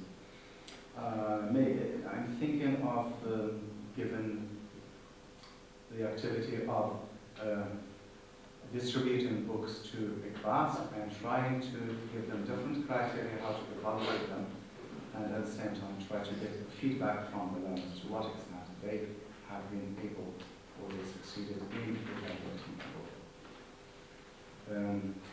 The last point is using library and or libraries, and this is again a handicap which most of our learners suffer from, even the adult ones, because we don't feel, or most of us do not feel very confident or very comfortable in the library, except when writing essays, perhaps. So the learners should be given tips how to try to find or to select the books which can be of use to them either for their studies or whatever. And very few simple techniques will enable them to extract the required material. They should be clear about the fact that libraries are divided into three main areas, that is to say fiction, non-fiction, and reference books. The definitions of these main areas should be given to the pupils, in addition to the illustration which could be given to make it more concrete to the learners. So the new approach of introducing study skills in classes is based on the assumption that learning involves not only the teacher as knowledge giver or as a trainer, but also the learner as an active, responsible, and decision-maker partner. It is an attempt to shift from subject content per se to include the process of learning. How pupils go about their study and learning is an outstanding area in teaching of learning and teaching and learning operation. Thank you. Thank you. That will be based on the learning strategies, especially cognitive and metacognitive strategies, and their implications in language teaching and language learning. So we all know at present that there has been a great shift of interest from language teaching to language learning, especially or more precisely to learning strategies used by second and foreign language learners. Indeed, several research studies have been carried out in order to identify the different strategies used by learners in learning a second or foreign language. If an interest as such exists, it is merely because classroom language views of how language is learned is very important and crucial in determining what methodology is used. To make this clear, Stephen Dunbar, in forums, notes that the learning of a language from a specific perspective directly affects the planning, the organization, the choice of materials, and presentations of the lessons. This view is shared by Douglas Brown, 1987, when he said that your awareness of how the learner learns will determine your philosophy of education, your language techniques, your method and techniques to be adopted in the language classroom. Several researchers have carried out research on learning strategies. I will cite some of them. There is John Urban, the well-known American sociolinguist, who deals with successful students, and she discussed with learners, strategies used by the learners. She wanted to know what are the strategies used by learners of the second language. There is also Stern, who listed 10 strategies of good language learners. There is Wunden in O'Malley, 1985, who deals with cognitive and metacognitive strategies. And there is an important one, which I think of great importance to learning strategies, Rosenfeld, 1978, who carried a research with learners, and he wanted to know what are the learners' strategies by using a technique which is called the OR procedure, which is called thinking aloud procedure. Okay. He examined students individually and asked them what are they doing in the process of learning when using a specific task. There is Rod Ellis, 1985. He wrote a book on language learning strategies, and in this book he wants us to know how learning in general of the second language acquisition takes place. There is a bulky book and a comprehensive book written by Rebecca Oxford, 1990. It is on language learning strategies. And I think in this book, she didn't deal only with language learning in particular, but she wants, if you read this book, you are going to have a view of how to learn in general. First, I think I have to define the word strategy because it is, it is given various definitions by various researchers. So the word strategies has originated from the Greek word strategos, or strategia, which is meant to refer historically and politically to the art of leading or leadership. Generally, it may be defined, the word strategy may be defined as any device or a method a learner employs when he wants to tackle the specific task in a particular situation to achieve a particular goal. And I think it's no use to deal with strategy, versus style, the difference between style and strategy, because we all know this, and the strategy versus process. And I don't want also to deal with learning strategies versus communication strategies. It's no use to deal with this right now, because of the time constraints. I will be dealing right now with cognitive strategies. What do we mean by cognitive strategies?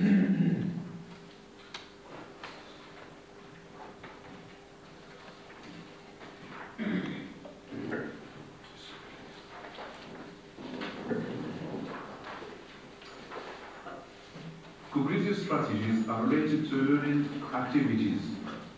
They include using operations in learning or problem solving that require direct analysis, challenge of learning material. They are more limited to specific learning tasks and involve more direct manipulation of the learning material itself.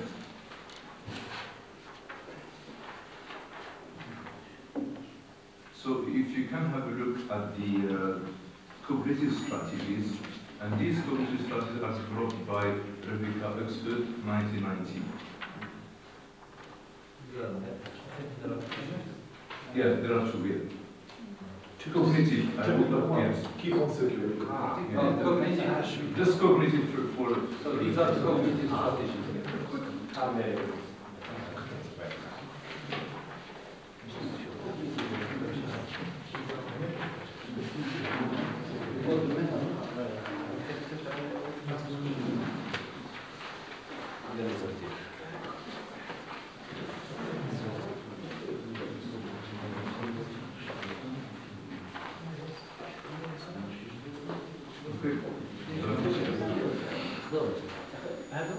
So Oxford has proposed 4 sets of cognitive strategies. You can have a look at the handout. Practical, receiving and sending message, analyzing and reasoning, and creating structure for input and output. So these 4 sets of cognitive strategies can, if we combine them, we can end up with an acronym says PRAC. P-R-A and C. And that's why, as Rebecca Oxford say, cognitive strategies are practical for language learning. She also said that cognitive strategies can be referred to as direct strategies. That is to say, when the learner is timed, with a particular task in a particular situation to achieve a particular goal. Sometimes, however, we notice that Moroccan learners make many mistakes, by generalizing, some rules, they have learned. We should not also forget, some manifestations, of learning strategies, such as, transferring, overgeneralization, and simplification, because these are learning strategies. I don't want to go into detail, again here with the practicing what is meant by all the elements. I'm going to move directly to metacognitive strategies. So the word metacognitive has originated from the term memory, first coined by Babel, 1971, to refer to knowledge about one's own memory. Metacognitive strategies may refer to actions which go beyond purely cognitive device and which provide way for learners to coordinate their learning process. You can have a look at handout number 2, metacognitive strategies.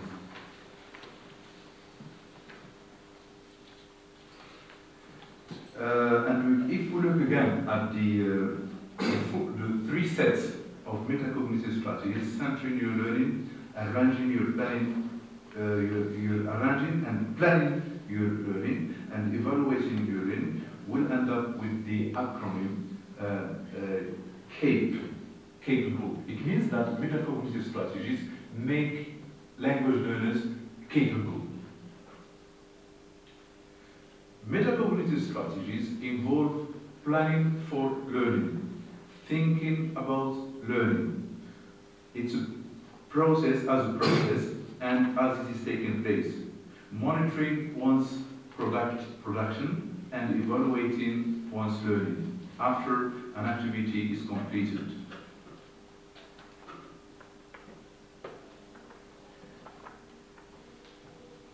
Now I think I'll move to the implications, okay, because they have to be very quick. very brief because of the constraints of time. Implications of cognitive and metacognitive strategies.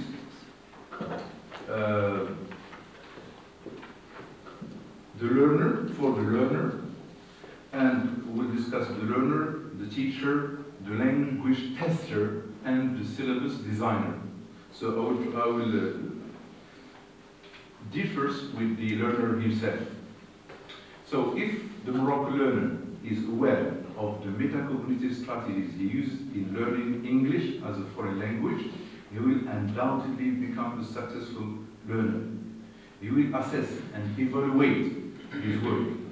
He may consider and reconsider his weaknesses as well as his abilities in language learning in general. The learner may also view his heuristics.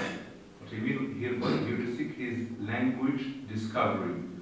These heuristics are valuable aids to identify source of information.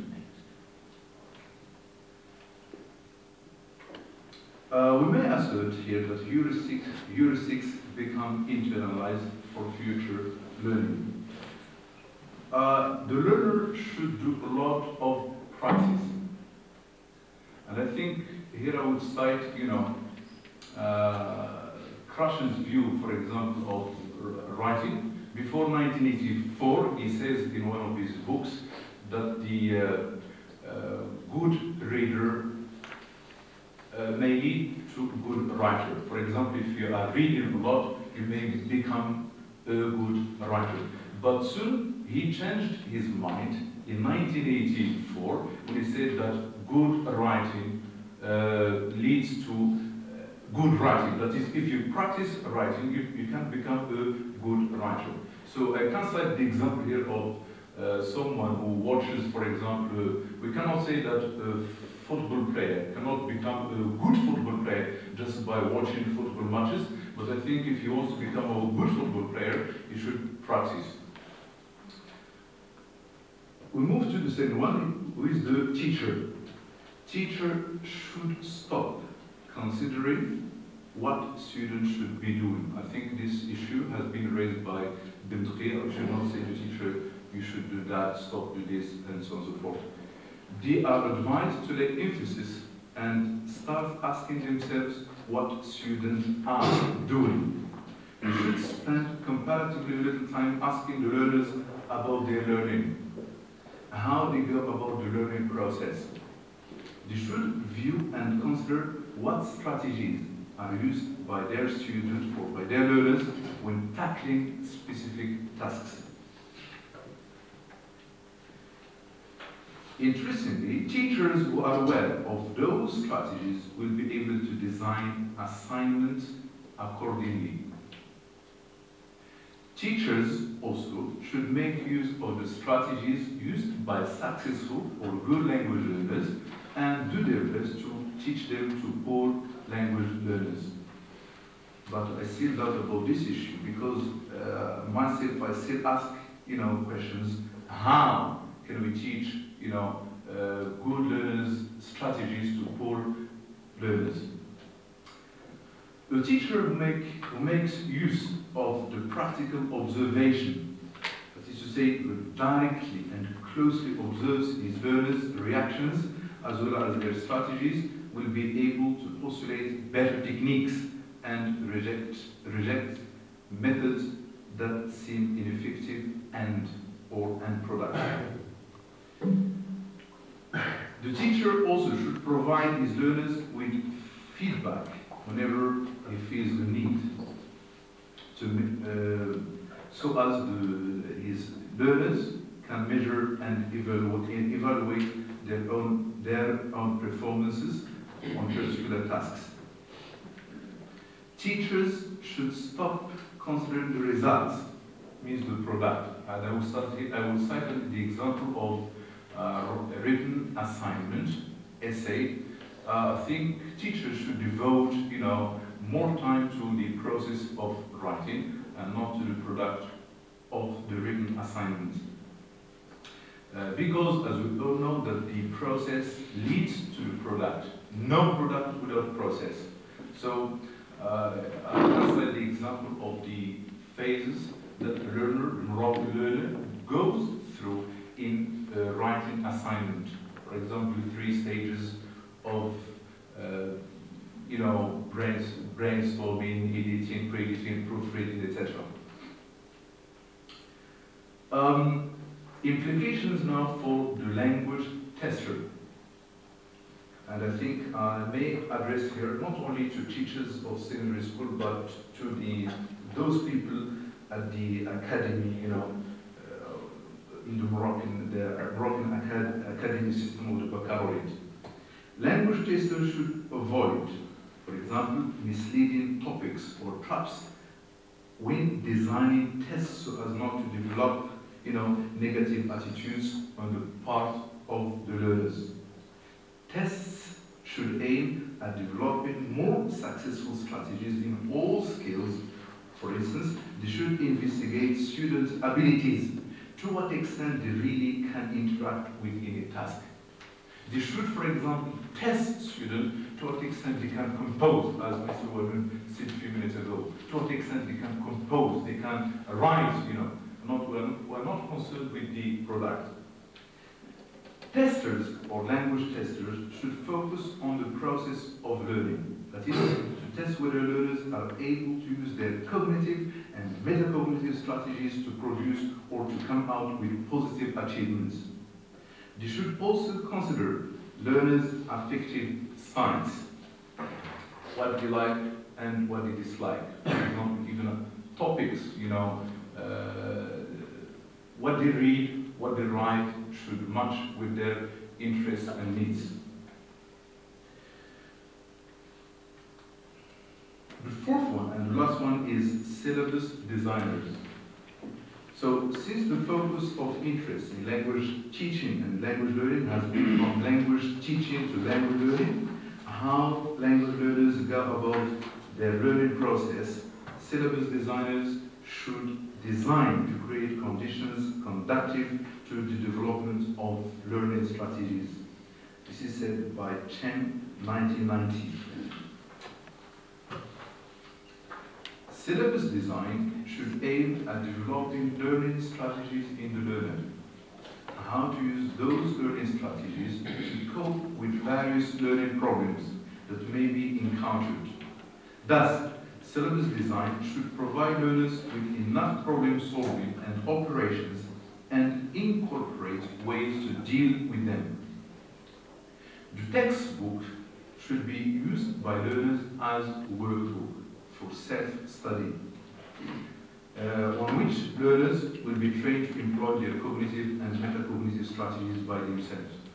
Okay, I think I can cite here the example of English Life 1 and English Life 2, the workbooks, but in English Life 3, it's a pity, we don't have any workbook, for 3rd-year high school students. Yeah, I'm going to finish. It's a dying book anyway. Yeah? It's a dying book anyway. Yeah. Mr. Chairman, I'm going to finish not with your 2 minutes, but just with a question, okay? To conclude then my talk, I would like to ask, 2 different questions, okay, to be discussed in the round table. So the first one is, and according to my experience, I still wonder how could we teach, those strategies of successful students, successful learners, to unsuccessful learners.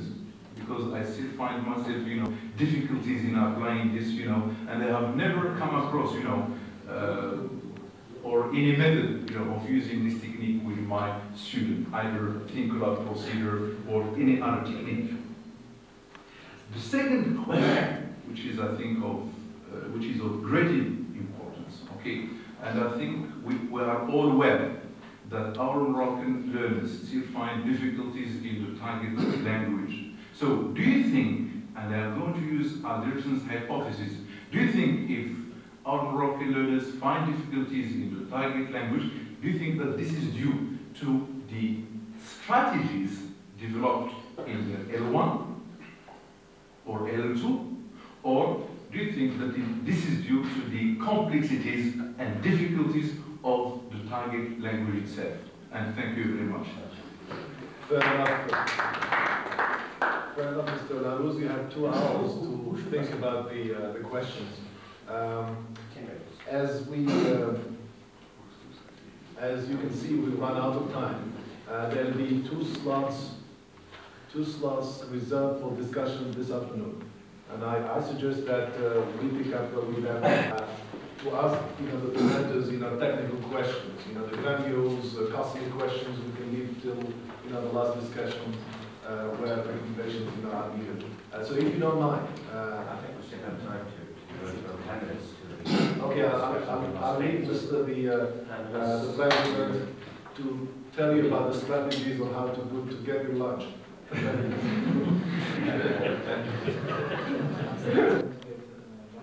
Lunch will be provided at the MEKNES, as indicated in the program.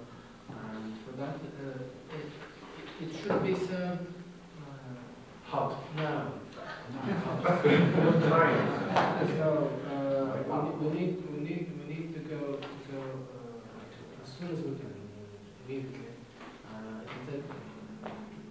The schedule I'm proposing here is we'll have half an hour discussion of the 3 presentations that were given after the break. 2, yes. Well, perhaps no, I think comments can be made about it doesn't have to be a sort of one-to-one thing. One may feel the liberty to make a comment, even some of the points that were raised in Mr. Razafi's presentation. So we'll try and spend half an hour on the discussion, and then we'll probably have coffee in the room, so we can continue. We'll have the round table. Since we're a relatively small number of participants, I think the best thing would be to stay as we are, where we are, and engage in the debate. The 3 main, this is a suggestion, of course we can add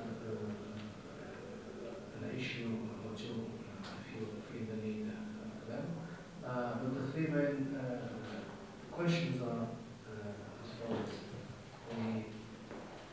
The desirability of study skills. Perhaps Dr. Arthur is the implementation of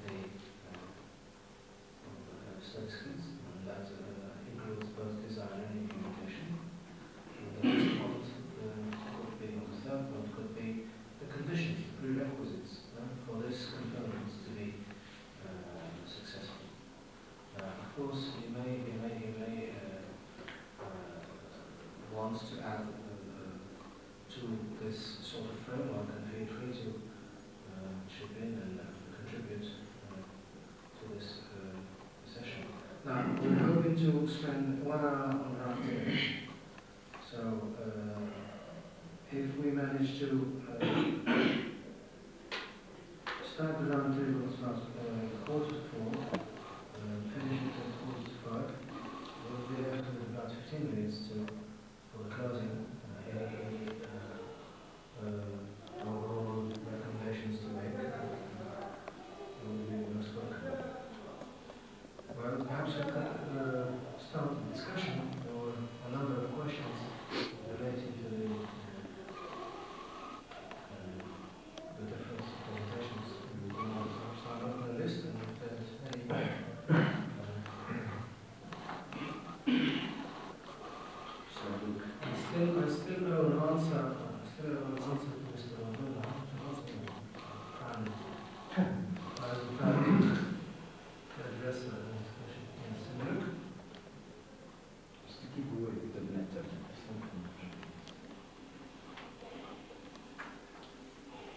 Well, so far we have time for requests for questions. And if I could just remind you, please, to keep within the content of what was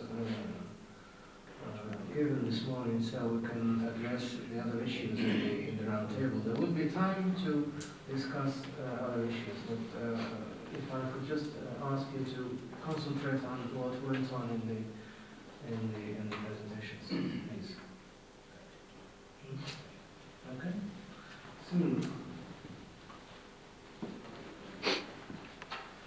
Thank you, Mr. Chairman. As I said, I'm going to talk just as a way of keeping awake. And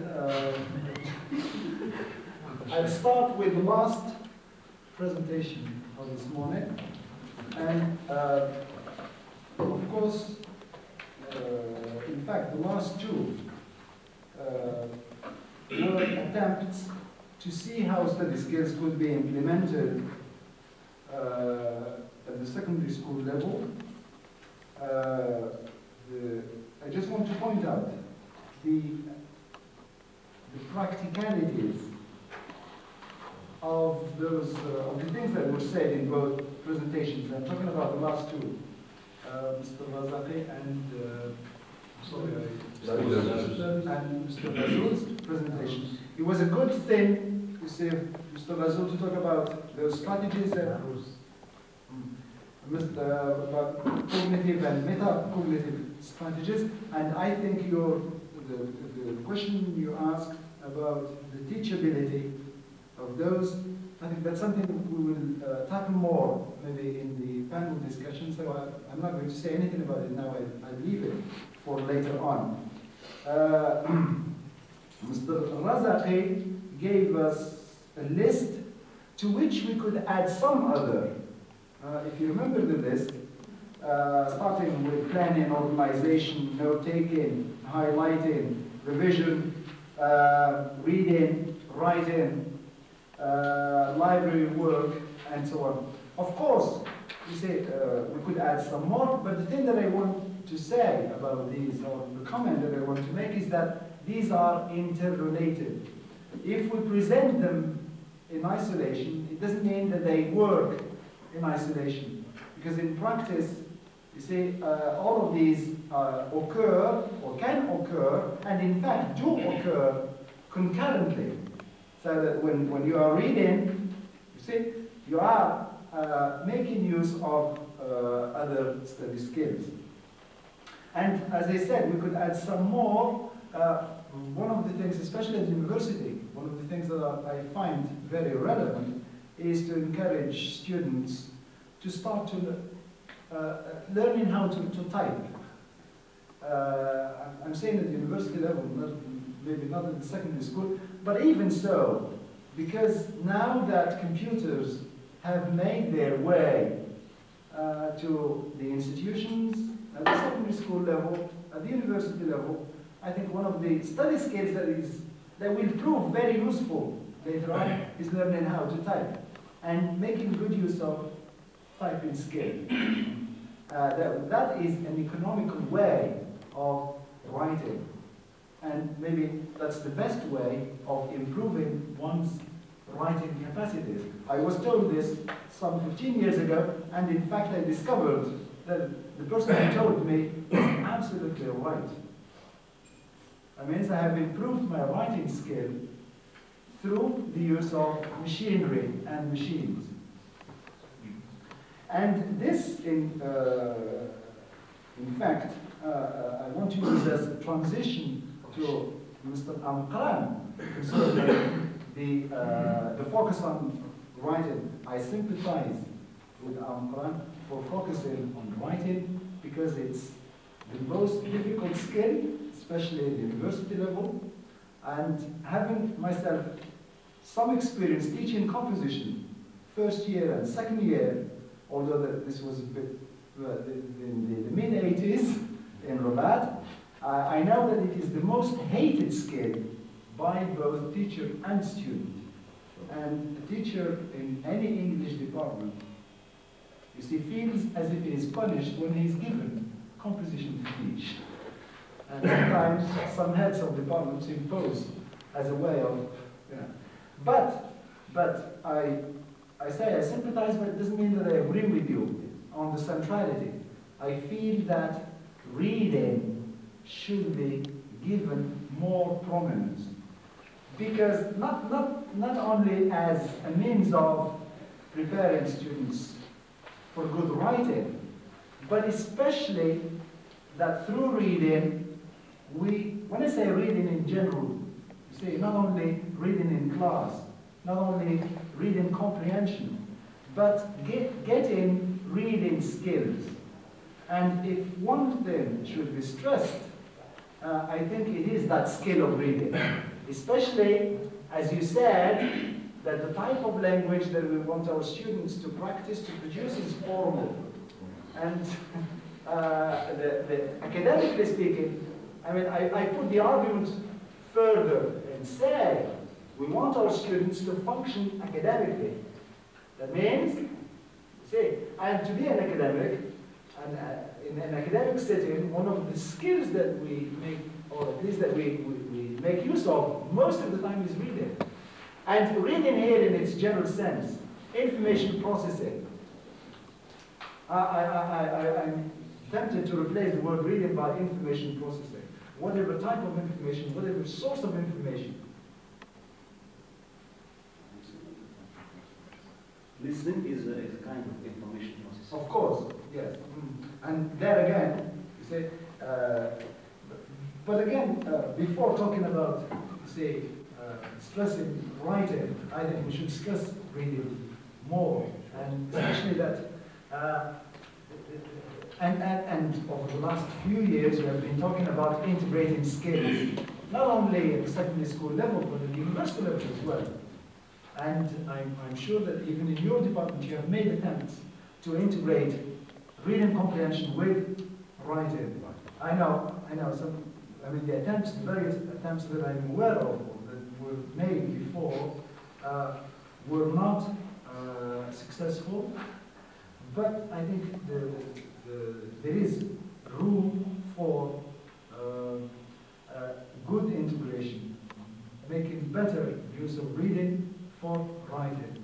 For one simple reason, you see, because we want our students to write, but in fact, it's not because they have problems or because they cannot achieve a near native speed. Simply because writing is a different skill. It's a skill that requires training. Even in our mother tongue, we need a lot of training. And furthermore, our university students can't write not because they don't have the language, it's simply because they have nothing to say about what they are asked to say. It's to write. The lack of ideas. Okay, thank you. Representative? I think I leave my question to the panel discussion. There's not going to any specific topics. Okay. Yeah, also in Ms. Jennifer's paper, she said that one way of enhancing strategy development is to ask learners to verbalize their studying experience. Correct me if I'm mistaken. To verbalize, to carry some sort of introspection. Yeah, to be able to articulate their... Now, don't you think that this entails the use of meta-language? If yes, do you think that this meta-language is within our students' grasp, particularly secondary school students? I don't think it requires meta-language. I think it just requires some reflection, and it does require working in a group. That's why I think the workshop setting is effective, because one student who is able to articulate, who understands what the leader of the workshop, for example, is getting at, maybe can articulate it where another student cannot articulate it but understands. So there's like a spokesperson, someone who represents the common experience. Okay, but the fear is that our students at the level of secondary school are not adequately equipped with the linguistic tools to verbalize that experience.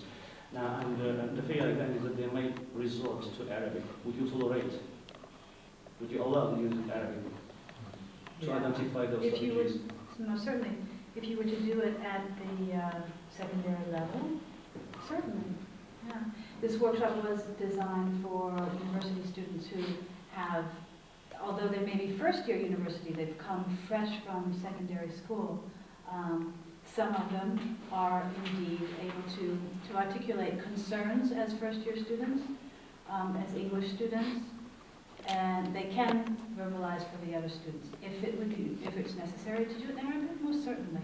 Because as I said, the value, decision-making, articulating goals, reflecting on what your values are, why you are at the university, what your expectations are they realistic, so forth.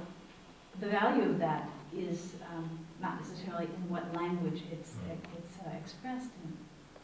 Okay, because some might object to the use of Arabic in an English classroom. Okay, anyway, my second question relates to goal setting. You said that the first step in strategy building is goal setting. Now, who is entitled to set goals? The students, or the teacher, or the regulating bodies, or textbook commission? Who? All of those. Concerning the student study skills I'm referring to are the student's own goal setting. So those goals, a particular task might be set by the teacher, let's say, a paper which has to be written in 3 weeks or so. So the student has to set little mini goals, little goals of to reach that goal, which is set by the teacher, which is perhaps set by the administration. But I want the students to be able to be aware of how you can break down a huge goal to smaller goals, and certainly that is in control of the student. Again, the risk is that, I mean, the goals set by the students may clash with the goals set by the regulating bodies in plain terms by the academy. Because our students are exam-oriented, mark hunters. Mm-hmm. You see? So what they want is something concrete which will enable them to cope with the exam. Mm-hmm. In that case, an example of goals that is within the student's control is, suppose they know they're going to be examined on 10 chapters. Then it's up to them for the instructor or the person conducting the workshop, for example, to call it to their attention that they are capable of breaking down their huge goal of knowing, being able to pass an exam, succeed an exam of 10 chapters by breaking it down and saying, in this month of April, study month, I'm going to, in 1 week, I'm going to really memorize and know, to my satisfaction, 2 of those chapters. So very practical goal setting. Sila Rose, you've dwelt in your paper on metacognitive and cognitive strategies. These are very important. I must confess, but besides these strategies, there are also communication strategies and social affective strategies. Unfortunately, no mention has been made of these strategies in the paper. Does this imply that they are peripheral, that they are not used already? I didn't want to deal with communication strategies, as I said at the beginning of my talk, because communication strategies are related to communication.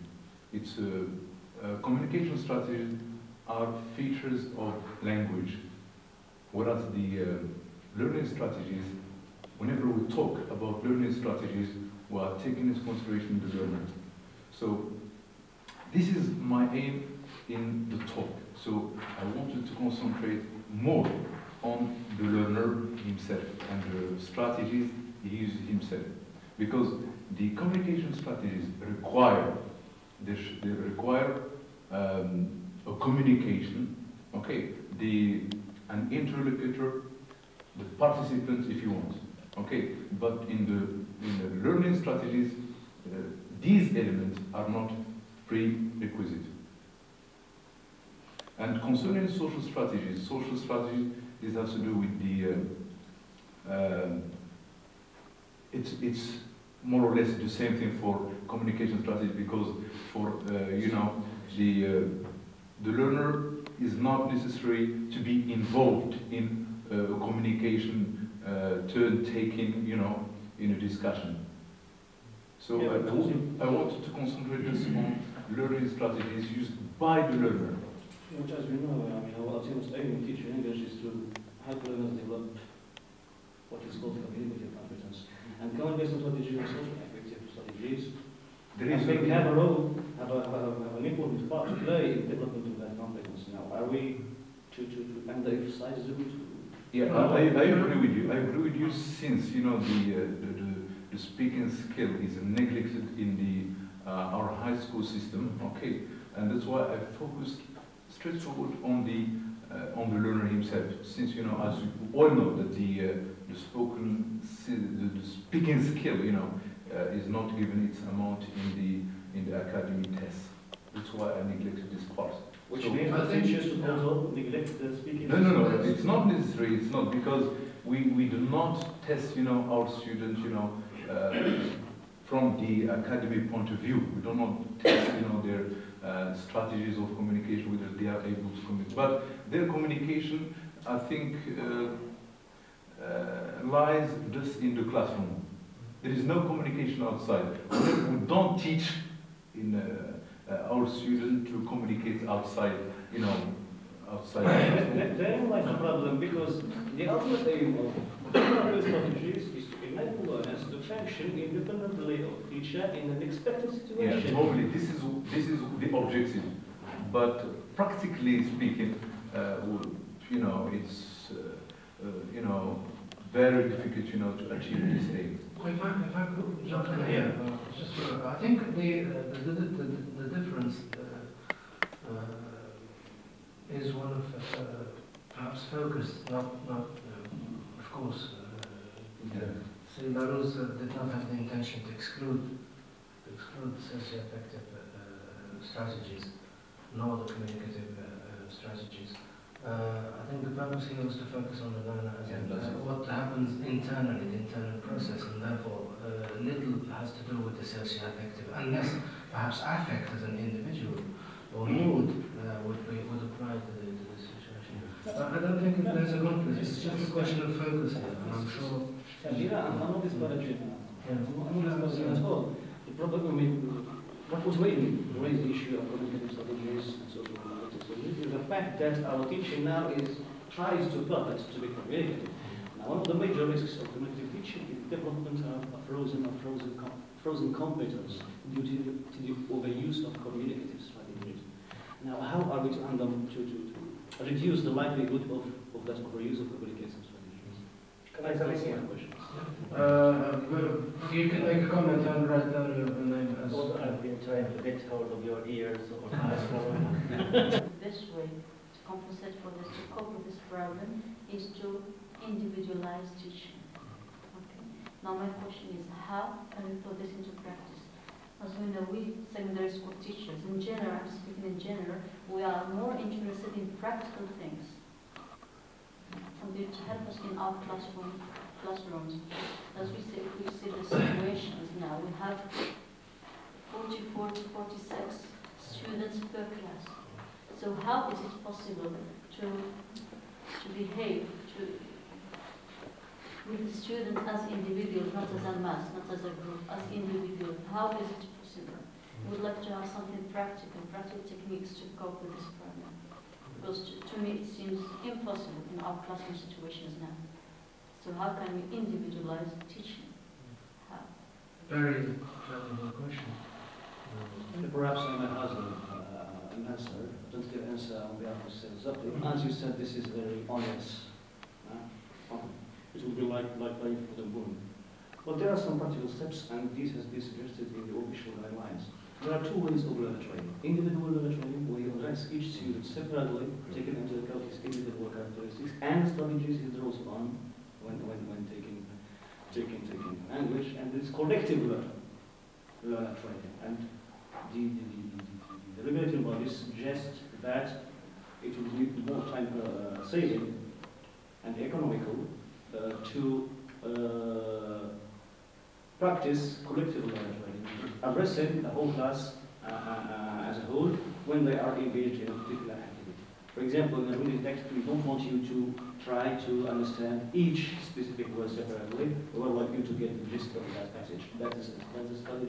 Before you read, for example, reading text, try to have a look at the layout so as to predict or guess the meaning of. I mean, things like that.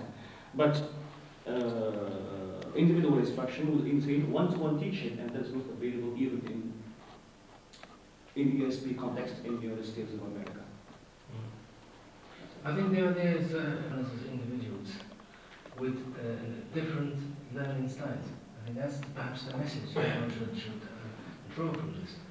And as Chris mentioned, you may resort to collective learner strategy as opposed to individualized learner training here. And depending on the situation, although you can't cater for each individual's needs, at least bear in mind that you're dealing with people with different learning styles, people with different paces of assimilation.